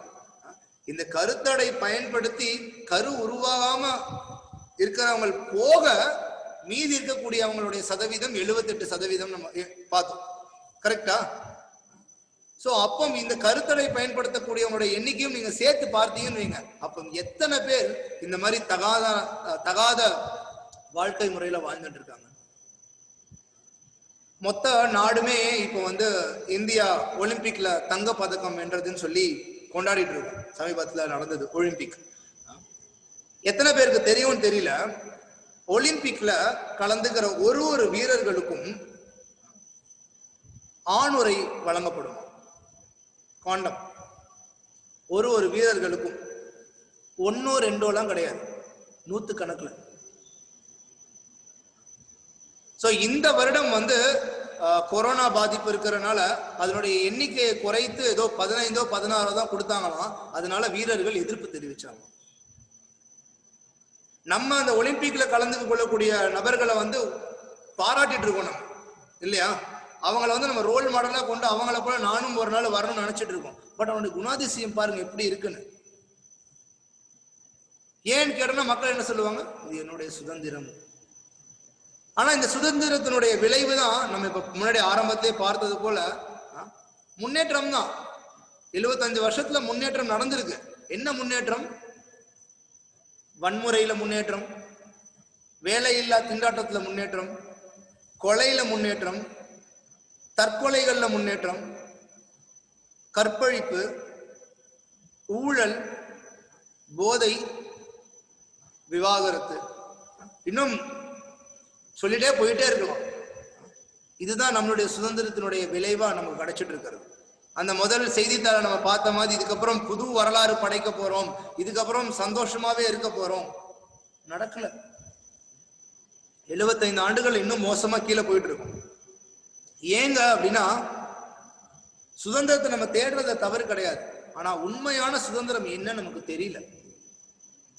அந்த உண்மையான சுதந்திரத்தை கொடுக்காம மீது என்ன விஷயம் நமக்கு கிடைச்சாலும் சந்தோஷமா நம்மளால இருக்க முடியாது.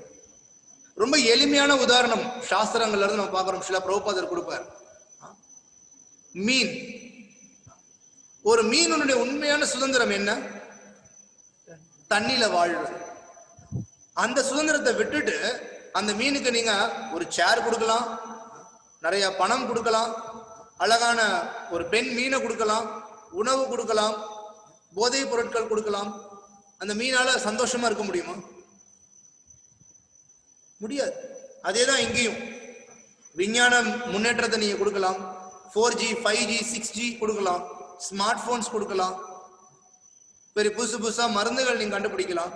ஏன் அப்படின்னா புதுசு புதுசா வியாதியை நீங்க தான் உற்பத்தி பண்றீங்க, அதுக்கு மருந்து நம்ம கண்டுபிடிக்கிறோம். கார், பெரிய பெரிய படிப்பு, என்ன வேணாலும் இருக்கட்டும்.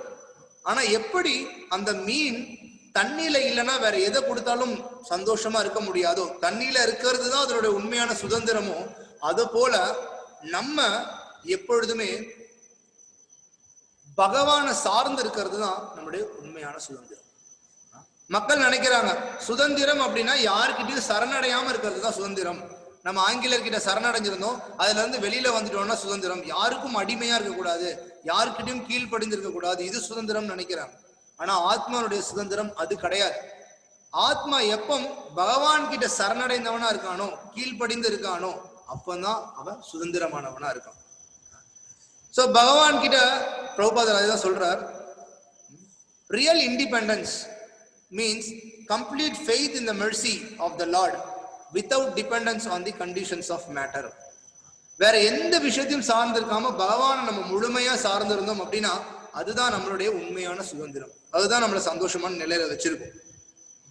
அப்படி சந்தோஷமான நிலையில நம்மளை வைக்கிறதுக்கு நம்ம அவர்கிட்ட சரணடையணுன்ற காரணத்துக்காக தான் பகவான் இவ்வளவு அவதாரங்கள் எடுக்கிறார்.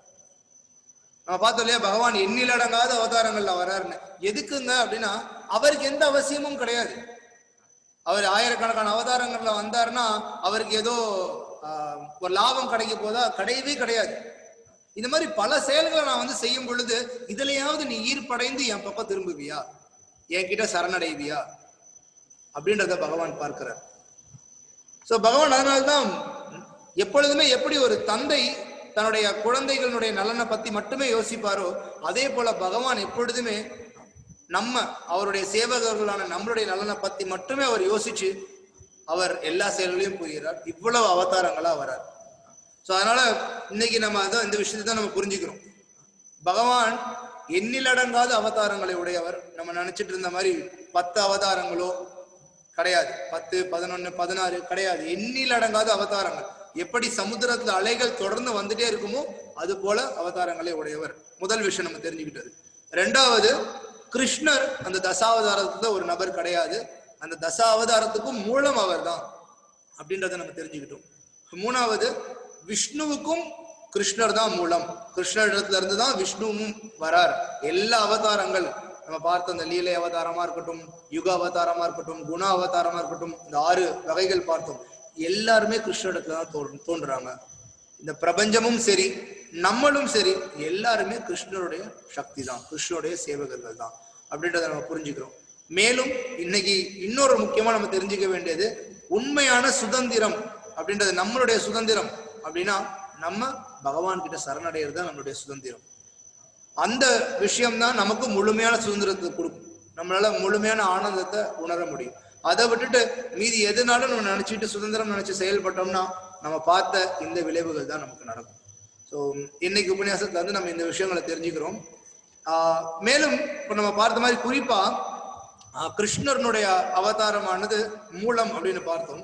ஸோ கிருஷ்ணருக்கு அடுத்தபடியா கிருஷ்ணனுடைய முதல் விரிவாக்கம் யார் அப்படின்னா பலராமர். கிருஷ்ணர் பலராமர். கிருஷ்ணர் முழுமுதற் கடவுள், பலராமரும் கிட்டத்தட்ட அதே தான். ஆனா முழுக்க முழுக்க இவருடைய எண்ணம் என்னன்னா கிருஷ்ணனுடைய சேவையில இருக்கணும் அப்படின்னு சொல்லிட்டு. ஸோ பலராமர் யார், அவர் என்ன செயல் பண்றார் அப்படின்ற விஷயங்களை நம்ம அடுத்த வாரம் பார்க்க இருக்கோம். ஏன் அப்படின்னா அடுத்த வாரம் ஞாயிற்றுக்கிழமை பலராமரனுடைய அவதார திருநாள், அவர் தோன்றிய நாள். ஸோ நம்ம அடுத்த வாரம் பலராமரனுடைய புகழை பத்தி கேட்க இருக்கோம். அதற்கு அடுத்த வாரம் ஸ்ரீ கிருஷ்ண ஜென்மாஷ்டமி வர இருக்கு. ஸோ அப்போ கிருஷ்ணனுடைய லீலையை பத்தியும் நம்ம பார்க்க இருக்கோம். ஸோ அடுத்த 2 வாரம் தொடர்ந்து இதுதான் பார்க்கலாம். நம்மளுடைய விருப்பம், அதற்கு மேல கிருஷ்ணனுடைய விருப்பம் என்னவா இருக்கு அப்படின்றது நமக்கு போக போக தான் தெரியும். ஸோ மிக்க நன்றி. ரொம்ப கவனத்தோட முழு உபன்யாசமும் கேட்டதற்கு. யாருக்காவது கேள்விகள் ஏதாவது இருந்தது அப்படின்னா நீங்க சாட்ல கேட்கலாம். இல்லைன்னா நீங்க உங்க ஆடியோ இப்போ அன்மியூட் செய்யப்படும், நீங்க ஆடியோலையும் உங்களுடைய கேள்விகள் கேட்கலாம். ஸோ கேள்விகள் இல்லை அப்படின்றவங்க தொடர்ந்து இருக்கணும்னாலும் நீங்க நிகழ்ச்சியில இருக்கலாம். இல்லை விடைபெறணும்னு நினைச்சீங்கன்னா நீங்க விடைபெறலாம். மீண்டும் அடுத்த வாரம் இதே நேரம் மாலை 7 மணிக்கு நம்ம ஞாயிறு நிகழ்ச்சிகள்ல சந்திக்கலாம். ஸோ யாருக்காவது கேள்விகள் இருந்தது அப்படின்னா நீங்க உங்களுடைய கை உயர்த்தி கேள்வி கேட்கலாம். எல்லாருடைய ஆடியோவும் அன்மியூட் செய்யப்பட்டிருக்கு.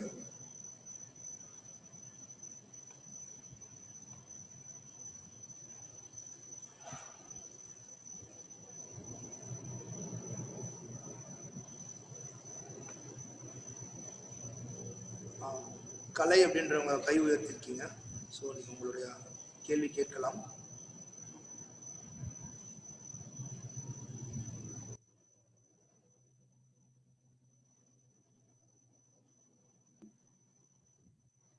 ஹரே கிருஷ்ணா. ஹரே கிருஷ்ணா. ஹரே கிருஷ்ணா, சொல்லுங்கம்மா.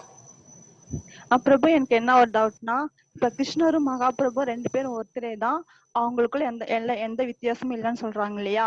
அப்படின்னா மகாபிரபு வந்துட்டு அவதாரம்னு சொல்றதா இல்ல அவதாரின்னு சொல்றதா? ஸோ கேள்வி என்ன அப்படின்னா, ஸ்ரீ சைத்தன்ய மகாபிரபு அவரும் சாக்ஷாத் கிருஷ்ணரே அப்படின்னு சொல்லி நம்ம பார்த்துருந்தோம். இப்போ ஆனா சொன்னீங்க நீங்க கிருஷ்ணர் தான் மூலமான நபர், அவர் அவதாரி அப்படின்னு சொன்னீங்க. இப்ப சைத்தன்ய மகாபிரபு பத்தி என்ன, அவர் அவதாரமா இல்ல அவர் அவதாரியா அப்படின்னு சொல்லி கேட்டிருக்காங்க. கிருஷ்ணர் மட்டும்தான் அவதாரி. ஸோ அவர்ல இருந்து வெளியில தோன்றக்கூடிய மற்ற எல்லாருமே அவதாரம்னு அழைக்கப்படுறாங்க, சைத்தன்ய மகாபிரபுவும் உட்பட. ஸோ சைத்தன்ய மகாபிரபு குறிப்பா பார்த்தோம்னா கிருஷ்ணர் மற்றும் ராதாராணி 2 பேருடைய கலவையா கருதப்படுறார். அதாவது சாக்ஷாத் கிருஷ்ணரே அவர், ஆனா ராதாராணியுடைய மனோபாவத்துல அவர் தோன்றினார். அதனால அவருடைய உடல் நிறம் பார்த்தோம்னா ராதாராணியினுடைய பொன்னிறம், அவருடைய உடலும் பொன்னிறம், கிருஷ்ணரை போன்ற கருநீல வண்ணம் கிடையாது. ஸோ ஆனா அவர் சாக்ஷாத் கிருஷ்ணரே. ஸோ அந்த விதத்தை நம்ம புரிஞ்சுக்கணும், அவரும் அவதாரம் அப்படின்னு. ஸோ உங்களுடைய கேள்விக்கு அது பதிலாக அமைஞ்சிருக்கும். ஸோ வேற யாருக்காவது ஏதாவது கேள்வி இருந்தால் நீங்க கேட்கலாம். ஸ்ரீதர் மும்பை அப்படின்ற பேர்ல சாட்ல கேட்டிருக்கீங்க. கைண்ட்லி ஷேர் அதர் லீலாஸ் screen please. Other avatars screen எதை பத்தி கேக்குறீங்கன்னு புரியல. ஆரம்பத்துல நம்ம பார்த்த இந்த 10 அவதாரங்கள் அப்படின்னு சொல்லி நம்ம பார்த்திருந்தோம். ஸோ அந்த எல்லா அவதாரங்கள் பத்தினா அந்த தசாவதாரம் ஸ்கிரீன் கேக்குறீங்களா, எது கேக்குறீங்கன்னு புரியல.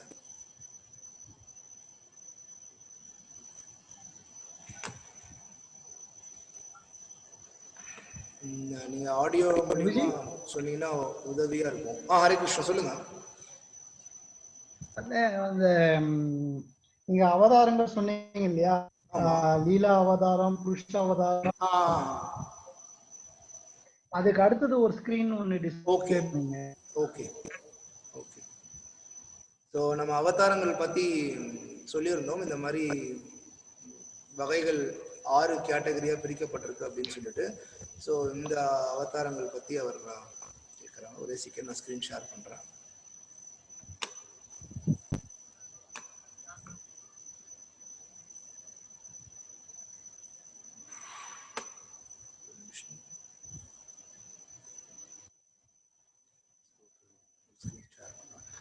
இதுதான் நமக்கு சொல்லியிருந்தோம். அவதாரங்கள் லீலா அவதாரம், புருஷ அவதாரம், குண அவதாரம், யுக அவதாரம், மன்வந்தர் அவதாரம், சக்தியாவேஷ அவதாரங்கள்னு.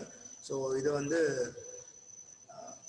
சார்ட்ல என்னுடைய கரெக்ட் ஒரு நிமிஷம்.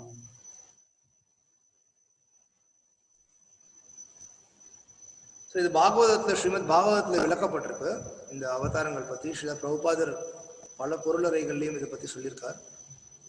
முதல்ல நம்பர் 1 புருஷ அவதாரங்கள். காரணோதக சாய் விஷ்ணு, கார்போதக சாய் விஷ்ணு, க்ஷீரோதக சாய் விஷ்ணு. 2வது லீலா அவதாரங்கள், 3வது குண அவதாரங்கள், 4வதா யுக அவதாரங்கள், ஒரு யுகத்தில் தோன்றக்கூடிய அவதாரம், சுக்லா ரக்த ஷியாம கிருஷ்ணா. 5வதா மன்வந்தர் அவதாரங்கள், 6வதா சக்தி ஆவேஷ அவதாரங்கள். ஸோ இதுதான் நம்ம இதுல 6 அவதாரங்கள்னு சொல்லி நம்ம பார்த்துருக்கோம். ஹரே கிருஷ்ணா. தேங்க்யூ. ஸோ வேற யாருக்காவது ஏதாவது கேள்வி இருந்தால் நீங்கள் உங்களுடைய கை உயர்த்தி கேட்கலாம். சாட்லேயும் உங்களுடைய கேள்வியை பதிவு பண்ணலாம்.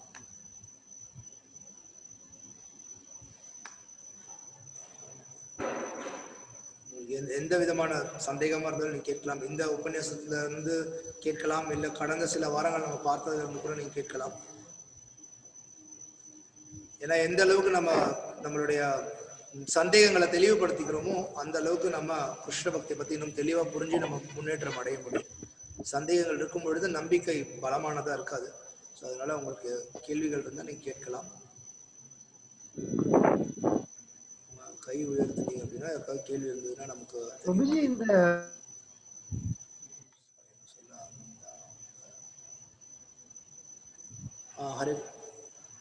ஹரே கிருஷ்ணா சொல்லுங்க. இப்போ திருப்பி அன்மியூட் பண்ணிருக்கேன். ஸ்ரீதர் சொல்ல வந்தீங்க பிரபுஜி. சொல்லுங்க பிரபுஜி. இந்த எக்ஸ்பேன்ஷன் அவதாரத்துல சிவன் அது ஒரு சிவன். ஸோ நம்ம சிவன் பத்தி நான் 2 வாரத்துக்கு முன்னாடி பார்த்து இந்த உபன்யாசத்திலையும் சுருக்கமா சொல்லியிருந்தேன். ஸோ சிவனுடைய நிலை பார்த்தோம் அப்படின்னா அவர் தேவர்கள்ல கிடையாது. தேவர்களை விட ஒரு உயர்ந்த நிலையில இருக்கார். ஆனா பரமபுருஷ பகவானும் கிடையாது. அதற்கு தேவர்களுக்கும் பகவானுக்கும் இடைப்பட்ட நிலையில இருக்கார் அப்படின்றத பத்தி நம்ம சுருக்கமா சொல்லியிருந்தோம். அது சிவ தத்துவத்தை பத்தி மிகப்பெரிய அளவு விஷயங்கள் இருக்கு. பகவான் விஷ்ணு எப்போ பௌதிக ரீதியான செயல்களில் ஈடுபட வராரோ அப்போ அவர் சிவ அப்படின்ற அந்த ரூபத்தை எடுத்துக்கிறார் அப்படின்றத பத்தி நம்ம சுருக்கமா அந்த உபன்யாசத்துல பேசியிருந்தோம். ஸோ நீங்க இன்னும் நம்ம ஹூ இஸ் சுப்ரீம் அப்படின்னு ஒரு புஸ்தகம் ஆங்கிலத்தில் இருக்கு, தமிழ்லையும் யார் முழுமுதற் கடவுள் அப்படின்ற புஸ்தகம் இருக்கு. அதுல பார்த்தீங்கன்னா பல மேற்கோள்களோட அந்த விஷயம் விளக்கப்பட்டிருக்கும். ஸோ அந்த புஸ்தகத்தை நீங்க வாங்கி படிச்சீங்க அப்படின்னா உங்களுக்கு இன்னும் பல விவரங்கள் இதுல இருந்து தெரிய வரும். ஸோ சிவன் வந்து ஒரு தனியா சிவ தத்துவ, எல்லா விஷ்ணு அவதாரங்களும் விஷ்ணு தத்துவம் இருக்காங்க, சக்தி தத்துவ, ஜீவ தத்துவ, ஜட தத்துவ. ஸோ அதே போல சிவ தத்துவ அப்படின்னு சொல்லிட்டு சிவன் தனிப்பட்ட ஒரு தத்துவம். சிவன் வந்து சுயம்பு எப்படி சிவன் தோற்றுவித்தவங்களா இல்ல? ஆமா, விஷ்ணு கிருஷ்ணனிடத்துல தோன்ற நபர் தான். அதனால நம்ம குண அவதாரங்கள்ல பாக்குறோம். 3 குண அவதாரங்கள், பிரம்மா, விஷ்ணு, சிவா 3 பேர் இருக்காங்க. ஸோ கிருஷ்ணரிடத்துல இருந்து தோன்றினவர் தான் சிவனும். இந்த நிகழ்வுகளை பத்தி நம்ம ஸ்ரீமத் பாகவதத்துல அது விளக்கப்பட்டிருக்கு. ருத்ரா ஃபங்க்ஷன்ஸ்க்காக. ஆமா. ஸோ படைப்பல், காத்தல், அழித்தல் இந்த 3 செயல்களை செய்யறதுக்கு 3 பிரம்மா, சிவா, விஷ்ணு 3 பேர் இருக்காங்க 3 செயல்களை செய்யறதுக்கு. ஸோ அதுல சிவன் அழிக்கிறத செய்யறாரு அப்படின்றது நம்ம பார்த்திருக்கோம். பிரம்ம சமயத்துல பிரம்மா விளக்குறாரு கிருஷ்ணருக்கும் சிவனுக்கும் இருக்கக்கூடிய வித்தியாசம். ஒரு பால், தயிர் இது 2க்கும் இடையே இருக்கக்கூடிய வித்தியாசம் அப்படின்னு சொல்றாரு. பால்ல இருந்தா தயிர் வருது, ஆனா அந்த தயிர் பால் கிடையாது. ஸோ அவர் அதுதான் சொல்றாரு, க்ஷீரம் யதாத் திவிகார விசேஷ யோகா அப்படின்னு சொல்லி பிரம்மா விளக்குறார் பிரம்ம சமீதையில.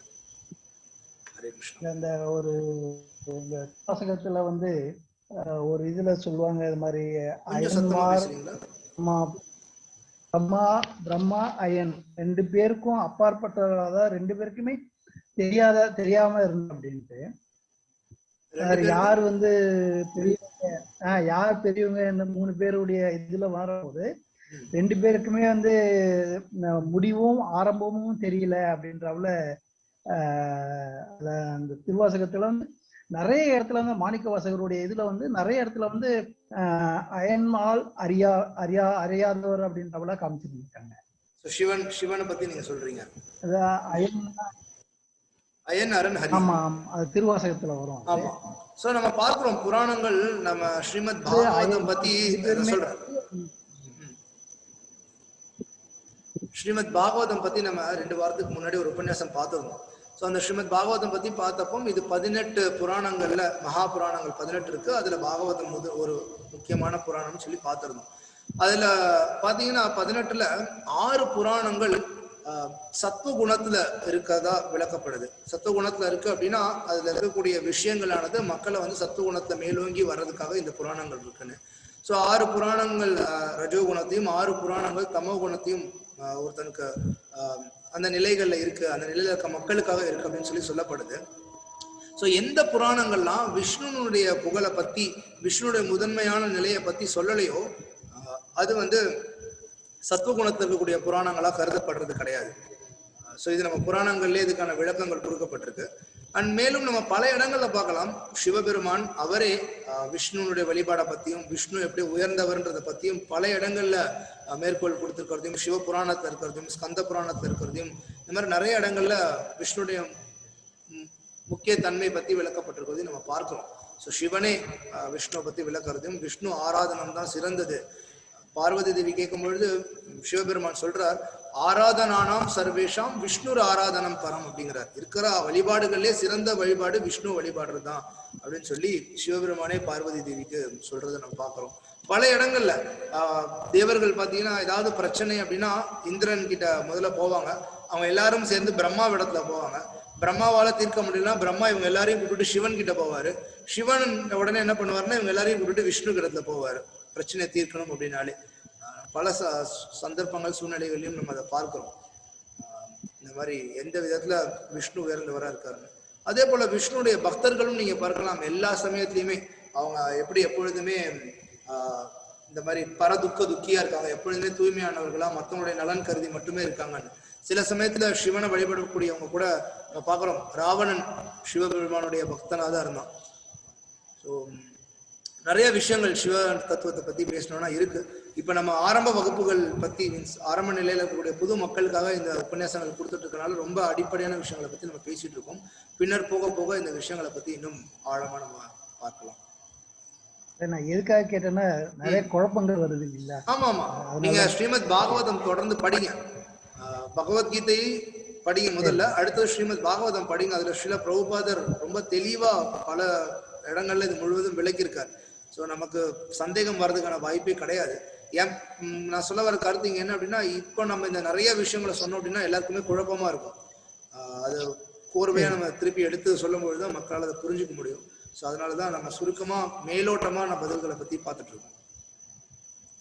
நெக்ஸ்ட் டைம் நீங்க பேசும்போது அந்த ராமர் வந்து இந்த ராமேஸ்வரத்துல சிவனை வந்து இந்த தோஷத்தை இது பண்றதுக்காக வழிபட்டார் அப்படின்னு சொல்லும்போது சொல்லுங்க. ராமர் வந்து சிவனை வழிபட்டார்னு சொல்லப்பட்டது. அதை பத்தி என்ன அப்படின்னு கேக்குறீங்க? ஸோ இல்ல இப்போ வேணா நம்ம நீங்க ராமாயணத்துல இருக்க நிறைய இந்த மாதிரி தவறான புரிதல்கள் மீன்ஸ் நடந்த சம்பவம் தான் அது. ஆனா அது ஏன் நடந்தது, எதுக்கு நடந்தது அப்படின்ற விஷயங்கள் மக்களுக்கு விவரம் தெரியாம இருக்கு. அது ஆச்சரியர்கள் விளக்கியிருக்காங்க. ஸோ அதை பத்தி நம்ம நிச்சயம் பார்ப்போம் நீங்க கேட்டது போல. வாரணாசியில மரணம் அடைகிறவங்களுக்கு சிவபெருமான் மோட்சம் கொடுக்கிறாருன்னு சொல்லப்பட்டிருக்கு. ஆனா எப்படி கொடுக்கிறாருன்றது மக்களுக்கு தெரியாது. அவர் விஷ்ணுடைய நாமத்தை உச்சரிக்கிறனாலதான் அவர் வந்து அங்க மக்களை வந்து மோட்சம் கொடுக்கிறார் அப்படின்றது தெரியாது. சோ இங்க அதே மாதிரி கோவிந்தா 3 நாமங்கள் சொல்றாரு அவர். சோ அந்த நாமத்தை அவருடைய காதல சொல்லி அவங்கள வந்து மோட்சம் அடைய செய்றார். ஏன் பார்க்கடல் கடை லீலையை பத்தி இன்னைக்கு பார்த்துருந்தோம். அந்த லீலையில ஒரு அங்கமா பார்த்தீங்க அப்படின்னா சிவபெருமான் வந்து அந்த பார்க்கடலை கடையும் பொழுது முதல்ல வந்த விஷயம் என்னன்னா விஷம். அதை உடனே என்ன பண்றதுன்னு யாருக்குமே தெரியாதப்போ சிவபெருமான் வந்து அந்த பார்க்கடல் இருக்கிற விஷயத்த வந்து அவர் உள்ளங்கை அளவுக்கு சுருக்கி அந்த விஷயத்த பருகினார். அதனாலதான் அவருடைய தொண்டை நீல நிறத்துல மாறி அவருக்கு நீலகண்டன்ற பேர் வந்தது அப்படின்றது நம்ம தெரியும், நமக்கு லீலை. ஆனா அந்த விஷயத்த பருகிறதுக்கு முன்னாடி அவர் அச்சுதா கோவிந்தா அப்படின்ற பகவானுடைய திருநாமத்தெல்லாம் உச்சரிச்சுட்டு அவர் பருகினார்ன்றது மக்கள் யாருக்கும் தெரியாது விவரங்கள். ஸோ இந்த மாதிரி நிறைய இருக்கு. ஸோ நீங்க கேட்ட இந்த விஷயத்த பத்தி நிச்சயம் நம்ம ஒரு வாரம் பார்க்கலாம். ராமாயணத்தில் கூடிய நிறைய மக்களுடைய சந்தேகங்கள் பத்தி தெளிவுபடுத்தக்கூடிய விதத்துல நம்ம நிச்சயம் ஒரு வாரம் பார்ப்போம்.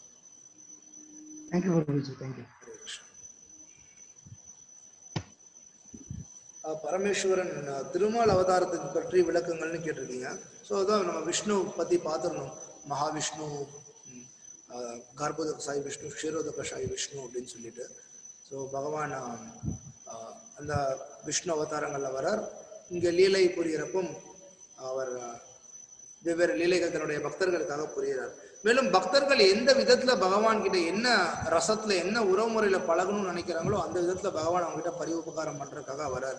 ஸோ கிருஷ்ண லீலைகள் நம்ம பார்க்கிறோம். கிருஷ்ணர் யார் எந்த விதத்துல அவர்கிட்ட பழகணும்னு நினைக்கிறாங்களோ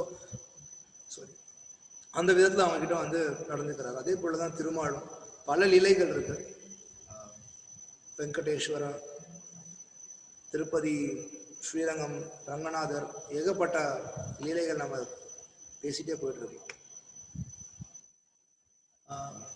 ஒரு சிலர் கை உயர்த்திருந்தீங்க. நந்தினி கை மாதாஜி அவங்க கை உயர்த்திருந்தாங்க. உங்களுக்கு ஏதாவது கேள்வி இருந்தால் நீங்க கேட்கலாம். ராதாமணி அப்படின்றவங்க கை உயர்த்திருக்கீங்க.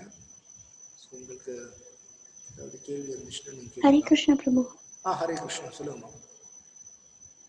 பிரபு, அந்தரங்க சக்திக்கும் மாயா சக்திக்கும் வித்தியாசம் என்ன பிரபு?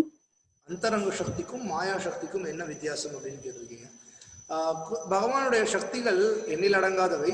அதை வந்து 3ஆ பிரிக்கப்படுது. அந்தரங்க சக்தி, தடஸ்த சக்தி, பகிரங்க சக்தி அப்படின்னு. அந்தரங்க சக்தினா உட்புற சக்தி, தடஸ்த சக்தி அப்படின்னா நடுநிலை சக்தி, பகிரங்க சக்தினா வெளிப்புற சக்தி அப்படின்னு சொல்லப்படுது. ஸோ அந்தரங்க சக்தி அப்படின்றது பகவானுடைய, அதுவும் மாயை தான், ஆனா அது மகாமாயான்னு சொல்லப்படுது. பகவானுடைய ஆன்மீக சக்தி மாயை, யோக மாயா சாரி. ஆனா வெளிப்புறத்துல இங்க பௌதிக ரீதியா இருக்கக்கூடிய மாயானது பகவானுடைய வெளிப்புற சக்தின்னு சொல்லப்படுது. அந்தரங்க சக்திங்கிறது பகவானுடைய ஆன்மீக சக்தி. ஆன்மீக அவருடைய லீலைகளை புரியறதுக்கு உதவி பண்ணக்கூடிய சக்திகள், லீலைகளை ஏற்பாடு பண்றதுக்கு, ஆன்மீக லோகத்துல இருக்கக்கூடிய செயல்கள் நடக்கிறதுக்கு, அது அந்தரங்க சக்தி. பகிரங்க சக்திங்கிறது இங்க இருக்கக்கூடிய மாயை, இங்க பௌதிக உலகத்துல ஜீவாத்மாக்கள் மயங்கி இருக்கக்கூடிய மாயை பகவானுடைய பகிரங்க சக்தின்னு சொல்லப்படுது. நடுத்தர சக்தி யாருன்னா நம்ம ஜீவாத்மாக்கள். இதுதான். தேங்க்யூ பிரபுஜி. ஹரே கிருஷ்ணா. ஸோ ராதாமணி சுரேஷ் அப்படின்றவங்க கை உயர்த்திருக்கீங்க. உங்களுக்கு கேள்வி இருந்தால் நீங்க கேட்கலாம்.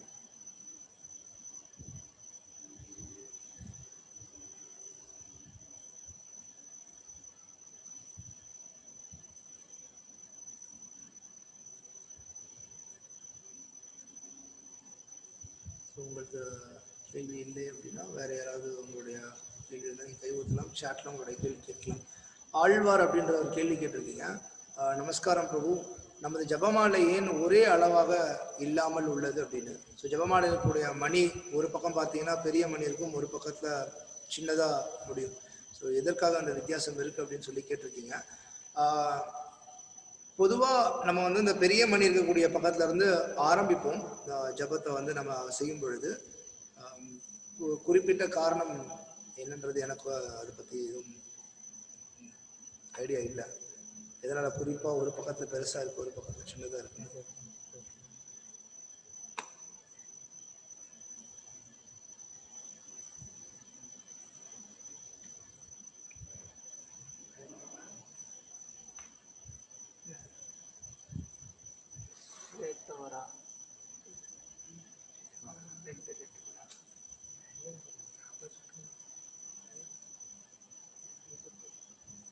இதற்காக ஏதாவது கேள்விகள் இருந்தால் நீங்கள் கேட்கலாம்.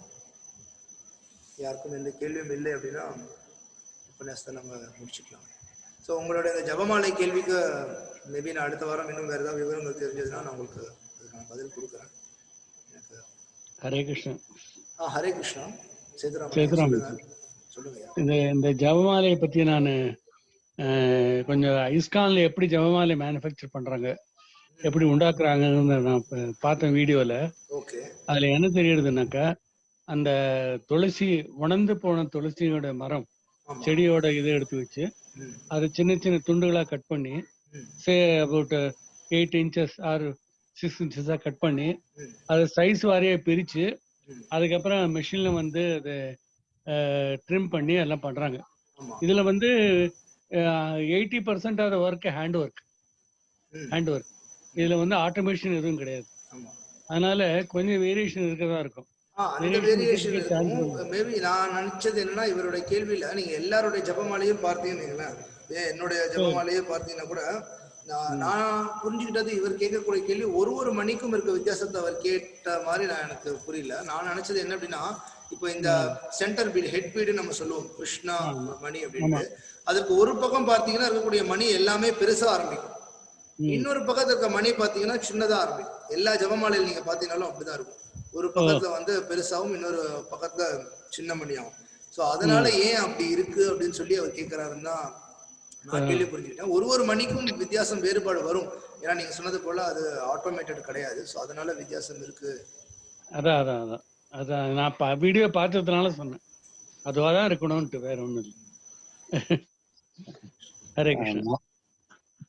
ஹரே கிருஷ்ணா. ஹரே கிருஷ்ணா. சொல்லுங்க. ஆழ்வார் பேசுறேன். நமஸ்காரம். நீங்க சொன்னதுதான். ஏன்னா ஒரு பக்கம் பெருசா இருக்கு, ஒரு பக்கம் சின்னதா இருக்கு. அதுலயும் இடையில கொஞ்சம் வித்தியாசம் இருக்கு. அதுதான் இடையில வித்தியாசம் இருக்கிறது. இப்போ ஐயா சொன்னது போலதான் பதில்.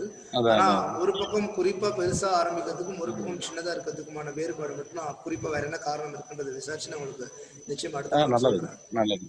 சோ நம்ம குறிப்பா எப்படி பண்ணுவோம்னா, ஒரு பெரிய மணில இருந்து நம்ம முதல் மாலையை துவங்கி சிறிய மணி இருக்கிறதுக்கு வந்து முடிப்போம். முடிச்சுட்டு மறுபடியும் சிறிய மணில இருந்து துவங்குவோம். சோ அதற்கு உதவிகரமா இருக்கிறதுக்காக தான் மட்டும் இருக்கா, இல்ல வேற ஏதாவது காரணம் இருக்கா அப்படின்றத நான் கேட்டு நான் சொல்றேன். நல்லதுங்க. அடுத்த முறை தெரிஞ்சுக்கலாம். நிச்சயம். மிக்க நன்றி.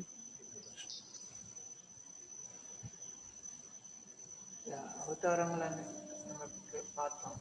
நிறைய பேர் வெளியில நானும் அவதாரம் தான், எப்படி அவதாரங்கள் தெரிஞ்சது? ஸோ இன்னொரு கேள்வி, இப்போ அவதாரங்கள் நிறைய இருக்கு அப்படின்னு சொல்லி நீங்க இப்போ சொன்னீங்க. ஸோ வெளியில இருக்கக்கூடியவங்களும் நிறைய பேர் நான் தான் அவதாரம், நானும் அவதாரம்னு சொல்லிக்கிறாங்களே, எப்படி நம்ம அந்த அடையாளம் காண்றது அப்படின்னு இது பத்தி ஆக்சுவலா நம்ம அந்த போன 2 வாரங்கள்ல பேசியிருந்தோம். அதனால நான் இன்னைக்கு தலைப்புல அதை பத்தி கொண்டு வரல. பட் நல்ல பாயிண்ட். இன்னைக்கும் நான் சொல்லியிருந்தேன்னா இன்னைக்கு உபன்யாசம் கேட்கறவங்களுக்கு தெளிவா இருந்திருக்கும். என்ன அப்படின்னா, அவதாரம் அப்படின்ற ஒரு அவதாரங்களுக்குமே பாத்தீங்கன்னா அடையாளங்கள் இருக்கு. முதல்ல சாஸ்திரத்துல மேற்கோள் காட்டப்பட்டிருப்பாங்க. 2வது அவங்க ஒரு குறிப்பிட்ட நோக்கத்தோட தான் அந்த அவதாரம் தோன்றுறாங்க. அதுக்கு அடுத்தது அவங்க பண்ணக்கூடிய செயல்கள் ஆரம்பத்துல இருந்தே அவங்க அவதாரம் அப்படின்றத நிலைநாட்டக்கூடிய விதத்துல தான் இருக்கு. குறிப்பா இப்போ புத்தரை எடுத்துக்குவோமே, கௌதம புத்தர், அவர் எடுத்துக்கிட்டீங்கன்னா அவர் பிறக்கும் பொழுதே கூட அவர் அவதாரம் பகவானால சக்தி அளிக்கப்பட்ட ஒரு நபர். சக்தி ஆவேஷ அவதாரம்னா பகவானால சக்தி அளிக்கப்பட்ட நபர் அப்படின்னு அர்த்தம். ஸோ அவங்களுக்கும் அடையாளங்கள் இருக்கு.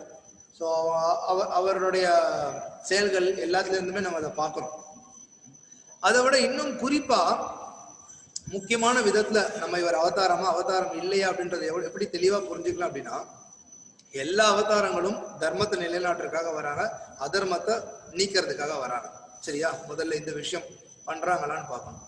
ரெண்டாவது, பகவான் அவதாரமா வர்றதுக்கான நோக்கம் என்ன? நான், அதாவது கிருஷ்ணர் முழுமுதற் கடவுள்னு நிலைநாட்டுறது, மற்றவங்க எல்லாருமே அவருடைய சேவகர்கள் அப்படின்ற நிலையை எல்லாருக்கும் புரிய வைக்கிறதுக்கு. ஸோ இதே கருத்தை அவங்க கொடுக்குறாங்களா? இந்த கருத்தை கொடுக்காம நீங்க கிருஷ்ணன் கிட்ட சரணடைங்கன்னு சொல்லாம என் கிட்ட சரணடைங்க அப்படின்னு சொன்னாங்க அப்படின்னா அவங்க அவதாரம் இல்லைன்றதை நம்ம புரிஞ்சுக்கலாம். நானும் கிருஷ்ணர் தான், நானும் ராசலீலை பண்றேன், உங்களுடைய பெண்கள் எல்லாம் குழந்தைகள்லாம் என்கிட்ட அனுப்பிச்சுவீங்க, நான் நடனம் ஆடுறேன் அப்படின்னு பேசினாங்க அப்படின்னா அவங்க அவதாரம் கிடையாது. அவங்க போலியா ஏமாத்தக்கூடிய நபர்கள்ன்றதை நம்ம வெளிப்படையா புரிஞ்சுக்கணும். ஸோ அவதாரத்தினுடைய நோக்கமே என்ன அப்படின்னா கிருஷ்ணர்கிட்ட நம்ம எல்லாத்தையும் கொண்டு போறதுதான். நம்ம போன வாரம் நம்ம பார்த்துருப்போம், பகவான் பார்த்தீங்கன்னா சாஸ்திரங்களை கொடுத்து நம்மளை அவர்கிட்ட கொண்டு வரதுக்கு முயற்சி பண்றாரு. அடுத்தது ஆச்சாரியர்கள் அனுப்பிச்சு நம்மளை கொண்டு வரதுக்கு முயற்சி பண்றாரு. பல அவதாரங்களா வந்து நம்மளை கொண்டு வரதுக்கு முயற்சி பண்றாரு. இல்லைன்னா கிருஷ்ணர் சாட்சாத் பகவானே வந்து அவருடைய சுயம் ரூபத்திலே வந்து நம்மளை அவர்கிட்ட கொண்டு போறதுக்கு வராரு. ஸோ பகவான் வர்றதுக்கான நோக்கம் இதுதான், தன்னுடைய பக்தரோட லீலைகளை புரிந்து மற்ற கட்டுள்ள ஜீவாத்மாக்களை கவர்றதுக்கு. ஸோ இந்த விஷயத்தை அவங்க கொடுத்தாங்க அப்படின்னா நம்ம தெரிஞ்சுக்கலாம் அவங்க பகவான் அப்படின்னு. அப்படி இல்லைன்ற பட்சத்துல கிடையாது. மேலும் குறிப்பா கலியுகத்துல தெளிவா சொல்லப்பட்டிருக்கு, கலியுகத்தினுடைய ஆரம்பத்துல ஸ்ரீ சைத்தன்ய மகாபிரபுவா பகவான் தோன்றுவார், கலியுகத்தினுடைய இறுதியில கல்கி அவதாரம் வருவார். ஸோ தெளிவா கொடுக்கப்பட்டிருக்கு. ஸோ அதனால நம்ம குழப்பம் அடைய வேண்டிய அவசியம் கிடையாது. இன்னைக்கு யாராவது ஒருத்தவங்க வந்துட்டு நான் தான் கல்கி, நான் தான் கிருஷ்ணர் அப்படின்னாங்கன்னா ஆதாரம் எங்க? நீங்க காட்டுங்க, நீங்க கிருஷ்ணன்றதை நிரூபிங்க. கிருஷ்ணர் வந்து கோவர்தன மழையை தூக்கினார், வெறும் தன்னுடைய இடது கை சுண்டு வரல தூக்கினார். நீங்க அதே மாதிரி எதையாவது தூக்கி காட்டுங்க, உங்களோட சக்தியை வெளிப்படுத்துங்க. நம்மளும் இங்க கோயில் கட்டிட்டு இருக்கோம், பெரிய பெரிய கற்களை தூக்குறதுக்கு நமக்கு கிரேன் தேவைப்படுது. நீங்க கடவுள்னா கொஞ்சம் வந்து எங்களுக்கு ஹெல்ப் பண்ணுங்க கொஞ்சம் வேகமா முடிக்கிறதுக்கு. ஸோ கடவுள்ன்றது வெறும் வாயில சொல்லி பிரயோஜனம் கிடையாது. கொஞ்சமா விபூதி கொடுக்குறாரு, கொஞ்சமா தங்கம் கொடுக்குறாரு. கடைக்கு போனோம்னா கடைக்கார தங்க கடைக்கு போனோம்னா நிறைய தங்கம் கூட கொடுப்பான், நிறைய தங்கம் கூட அவங்க கிட்ட இருக்கு. ஸோ வெறுமனா அதை கொடுக்கறதன் மூலியமா ஒருத்தன் கடவுளை எடுக்க கிடையாது. யோக சித்திகள் யாருக்காவது இருக்கலாம் இந்த மாதிரி, ஆனா அவங்க கடவுள் கிடையாது. ஸோ கடவுள்ன்றவர் அவர் எல்லா விஷயத்தையும் தன்னுடைய நிலையை வெளிப்படுத்துறார். ஸோ கலை அவங்க கேள்வி கேட்டிருக்கீங்க, சிவனுக்கும் கங்காதேவிக்கும் தொடர்பு என்ன அப்படின்னு. ஸோ நம்ம பார்த்தோம் வாமன லீலையில கங்காதேவி வந்து ஆன்மீக லோகத்துல கீழே இறங்கி வந்தாங்கன்னு. ஸோ அவங்க பகவானோட திருவடியில பட்டு வராங்க, ஸோ மொத்த உலகத்தையும் தூய்மைப்படுத்துறதுக்காக. ஸோ வரும்பொழுது அவங்க பெரிய வேகத்துல வராங்க. அந்த வேகத்துல நேரா பூமிக்குள்ள வந்தாங்க அப்படின்னா அங்கேயும் ஓட்டை போட்டு தொலைச்சிட்டு போயிடும், அந்த அளவுக்கு பாரத்தை தாங்க முடியாது பூமியினால. ஸோ அதனால வேண்டுகோள் விடுக்கப்பட்டு சிவபெருமான் சரி நான் என்னுடைய தலை மீது தாங்கிக்கிறேன், அது பகவான் விஷ்ணுனுடைய திருவடியில பட்டு வருது அப்படின்னு சொல்லி அவர் அதனால கங்காதேவி தன்னுடைய தலையில அவர் வந்து தாங்கிக்கிறார். ஸோ அப்படிதான் கங்காதேவி சிவபெருமானுடைய தொடர்புக்கு வந்த லீலை அது. ஸோ வேற யாருக்காவது உபன்யாசம் சம்பந்தமா ஏதாவது கேள்வி இருந்தால் நீங்க கேட்கலாம். யாருக்கும் இல்லை அப்படின்னா நம்ம உபன்யாசத்தை முடிச்சுக்கலாம். எல்லா ஆடியோவும் அன்மியூட் தான் செய்யப்பட்டிருக்கு. ஸோ உங்களுக்கு ஏதாவது கேள்வி இருந்தால் கை உயர்த்தலாம்.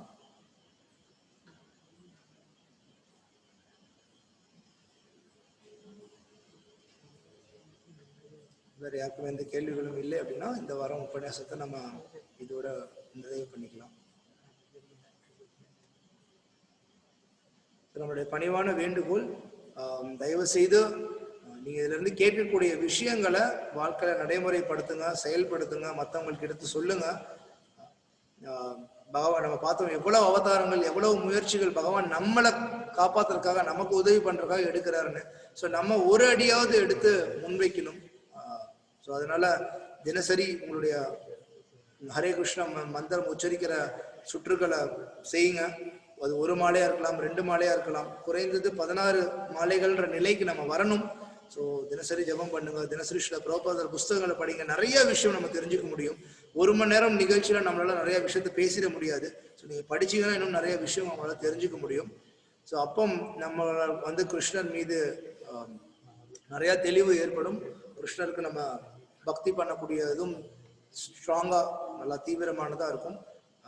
இந்த பிறவிலே நம்ம தூய கிருஷ்ண பக்தியா அடையக்கூடிய நிலைக்கு வர முடியும். ஹரே கிருஷ்ணா. வேற யாருக்கும் எந்த கேள்விகளும் இல்லை. ஸோ அதனால இந்த வாரம் உபன்யாசத்தை நம்ம இத்துடன் நிறைவு பண்ணிக்கலாம். மிக்க நன்றி நீங்க கலந்துக்கிட்டது. ஹரே கிருஷ்ணா.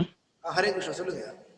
நான் சேத்ராவன் பேசுறேன். சொல்லுங்க. ஒரு சின்ன ரிக்வெஸ்ட் என்னன்னா, நீங்க எல்லாரும் நெத்தியில இட்டுக்கிறீங்க இல்லையா, எல்லாரும் ஒரே மாதிரி இருக்கு. அதுக்கு ஏதாவது மோல்டு மாதிரி அச்சு மாதிரி இதா இருக்கான்னு கேட்குறேன். ஓகே. ஸோ நம்ம எல்லாரும் அணியக்கூடிய இந்த திலகமானது பார்க்கறதுக்கு ஒரே மாதிரி இருக்கு, அதனால எல்லாரும் ஏதாவது அச்சு வச்சிருக்கீங்களா அப்படின்னு சொல்லி அவர் கேள்வி. இல்ல, ஆக்சுவலா ஆரம்பத்துல யாருக்காவது வேணும்னா அந்த மாதிரி கூட ஒரு சில இடத்துல கிடைக்கும். ஆனா நம்ம வெறுமன கைகள்ல நம்ம இடுறதுதான். ஸோ நம்ம பாத்தீங்கன்னா நடுவிரலுக்கும் சுண்டு விரலுக்கும் நடுவில் இருக்கு இல்லையா மோதிர விரல், அந்த விரல்ல தான் நம்ம திலகம் விடுவோம். ஸோ இந்த மோதிர விரல்ல திலகத்தை கையில சந்தனத்தை தண்ணி கொஞ்சம் விட்டு நம்ம மிக்ஸ் பண்ணிட்டு அந்த சந்தனத்தை இந்த மோதிர விரல்ல எடுத்து நம்ம வந்து சென்ட்ரா நம்ம இந்த மாதிரி போடுவோம். ஸோ ஆரம்பத்தை போடும்பொழுது கொஞ்சம் கோணலா வரும், தெளிவா இருக்காது. பட் தொடர்ந்து போட போட எளிமையா இருக்கும், அதுக்கான வழிமுறை. ஸோ போட்டுட்டு அதுக்கப்புறம் ஒரு சிலர் துணி பயன்படுத்தி நடுவில் இருக்கிறத அழிப்போம். ஒரு சிலர் பார்த்தீங்கன்னா போடும் பொழுதே வந்து அவங்களுக்கு வந்து இதே போல போடுவாங்க. இது பகவானுடைய திருவடியை குறிக்குது. கீழே துளசி, பகவானுடைய திருவடியில் எப்பொழுதுமே இருக்கக்கூடிய துளசி. ஸோ அந்த துளசியானது நம்மளுடைய மூக்கு எங்க ஆரம்பிக்குதோ, நெற்றி முடிந்து மூக்கு ஆரம்பிக்கக்கூடிய இடத்துல இருந்து துளசியானது துவங்கணும்னு சொல்லப்பட்டிருக்கு. அதே போல துளசி முடியறது வந்து நம்மளுடைய ஒருத்தனுடைய மூக்கின் நீளம் எவ்வளவோ அதுல 3/4 பங்கு துளசியினுடைய நீளம் இருக்கணும் அப்படின்னு சொல்லி சொல்லப்பட்டிருக்கு. அகலமும் அதே போல சொல்லப்பட்டிருக்கு. அந்த திருவடி இந்த யூ மாதிரி இருக்கிறதும் துளசியும் தொடணும். அது தனியாகவும் இது தனியாகவும் இருக்கக்கூடாது. ஏன்னா துளசி எப்பொழுதுமே திருவடியில இருக்காங்க, அதை பிரதிநிதிக்கக்கூடியதான் நம்ம இடக்கூடிய இந்த கௌடிய வைஷ்ணவ திலகம். ஸோ அதனால இந்த மாதிரி நம்ம அணியணும். ரொம்ப தேங்க்ஸ். அது மட்டும் இல்லாம உண்மையிலேயே பாத்தீங்கன்னா நெற்றியில மட்டும் நம்ம அணியறது கிடையாது. மொத்தம் 12 இடங்கள்ல 12 பிளேசஸ் 12 இடங்கள்ல நம்ம அணியிறோம். ஒரு இடத்துல அணியும் பொழுதும் ஒரு திருநாமம் இருக்கு. ஓம் கேசவாய நமக நெற்றியில் அணியும் போது நம்ம சொல்றோம். அப்புறம் தொப்பில் கிட்ட அணியிறோம். ஓம் நாராயணாய நமக, மாதவாய நமக, கோவிந்தாய நமக கழுத்திடத்துல, விஷ்ணவே நமக, மதுசூதனாய நமக, திரிவிக்ரமாய நமக, வாமனாய நமக, ஸ்ரீதராய நமக, ரிஷிகேஷாய நமக, பத்மநாபாய நமக, தாமோதராய நமக, வாசுதேவாய நமக. ஸோ இந்த மாதிரி ஒரு இடத்துக்கு நம்ம அணியும் பொழுதும் ஒரு திருநாமத்தை உச்சரிச்சு பண்றோம். அதன் மூலியமா நம்மளுடைய மொத்த உடலும் பார்த்தீங்கன்னா பகவான் இருக்கக்கூடிய இடமா அமையுது. அதாவது ஒரு கோயிலை போன்ற இருக்கு. ஸோ பகவான் எல்லா பக்கத்துல நமக்கு பாதுகாப்பு கொடுக்குறாரு. ஸோ அந்த கண்ணோட்டத்தை நம்ம புரிஞ்சுக்கணும். ஹரே கிருஷ்ணன். மிக்க நன்றி.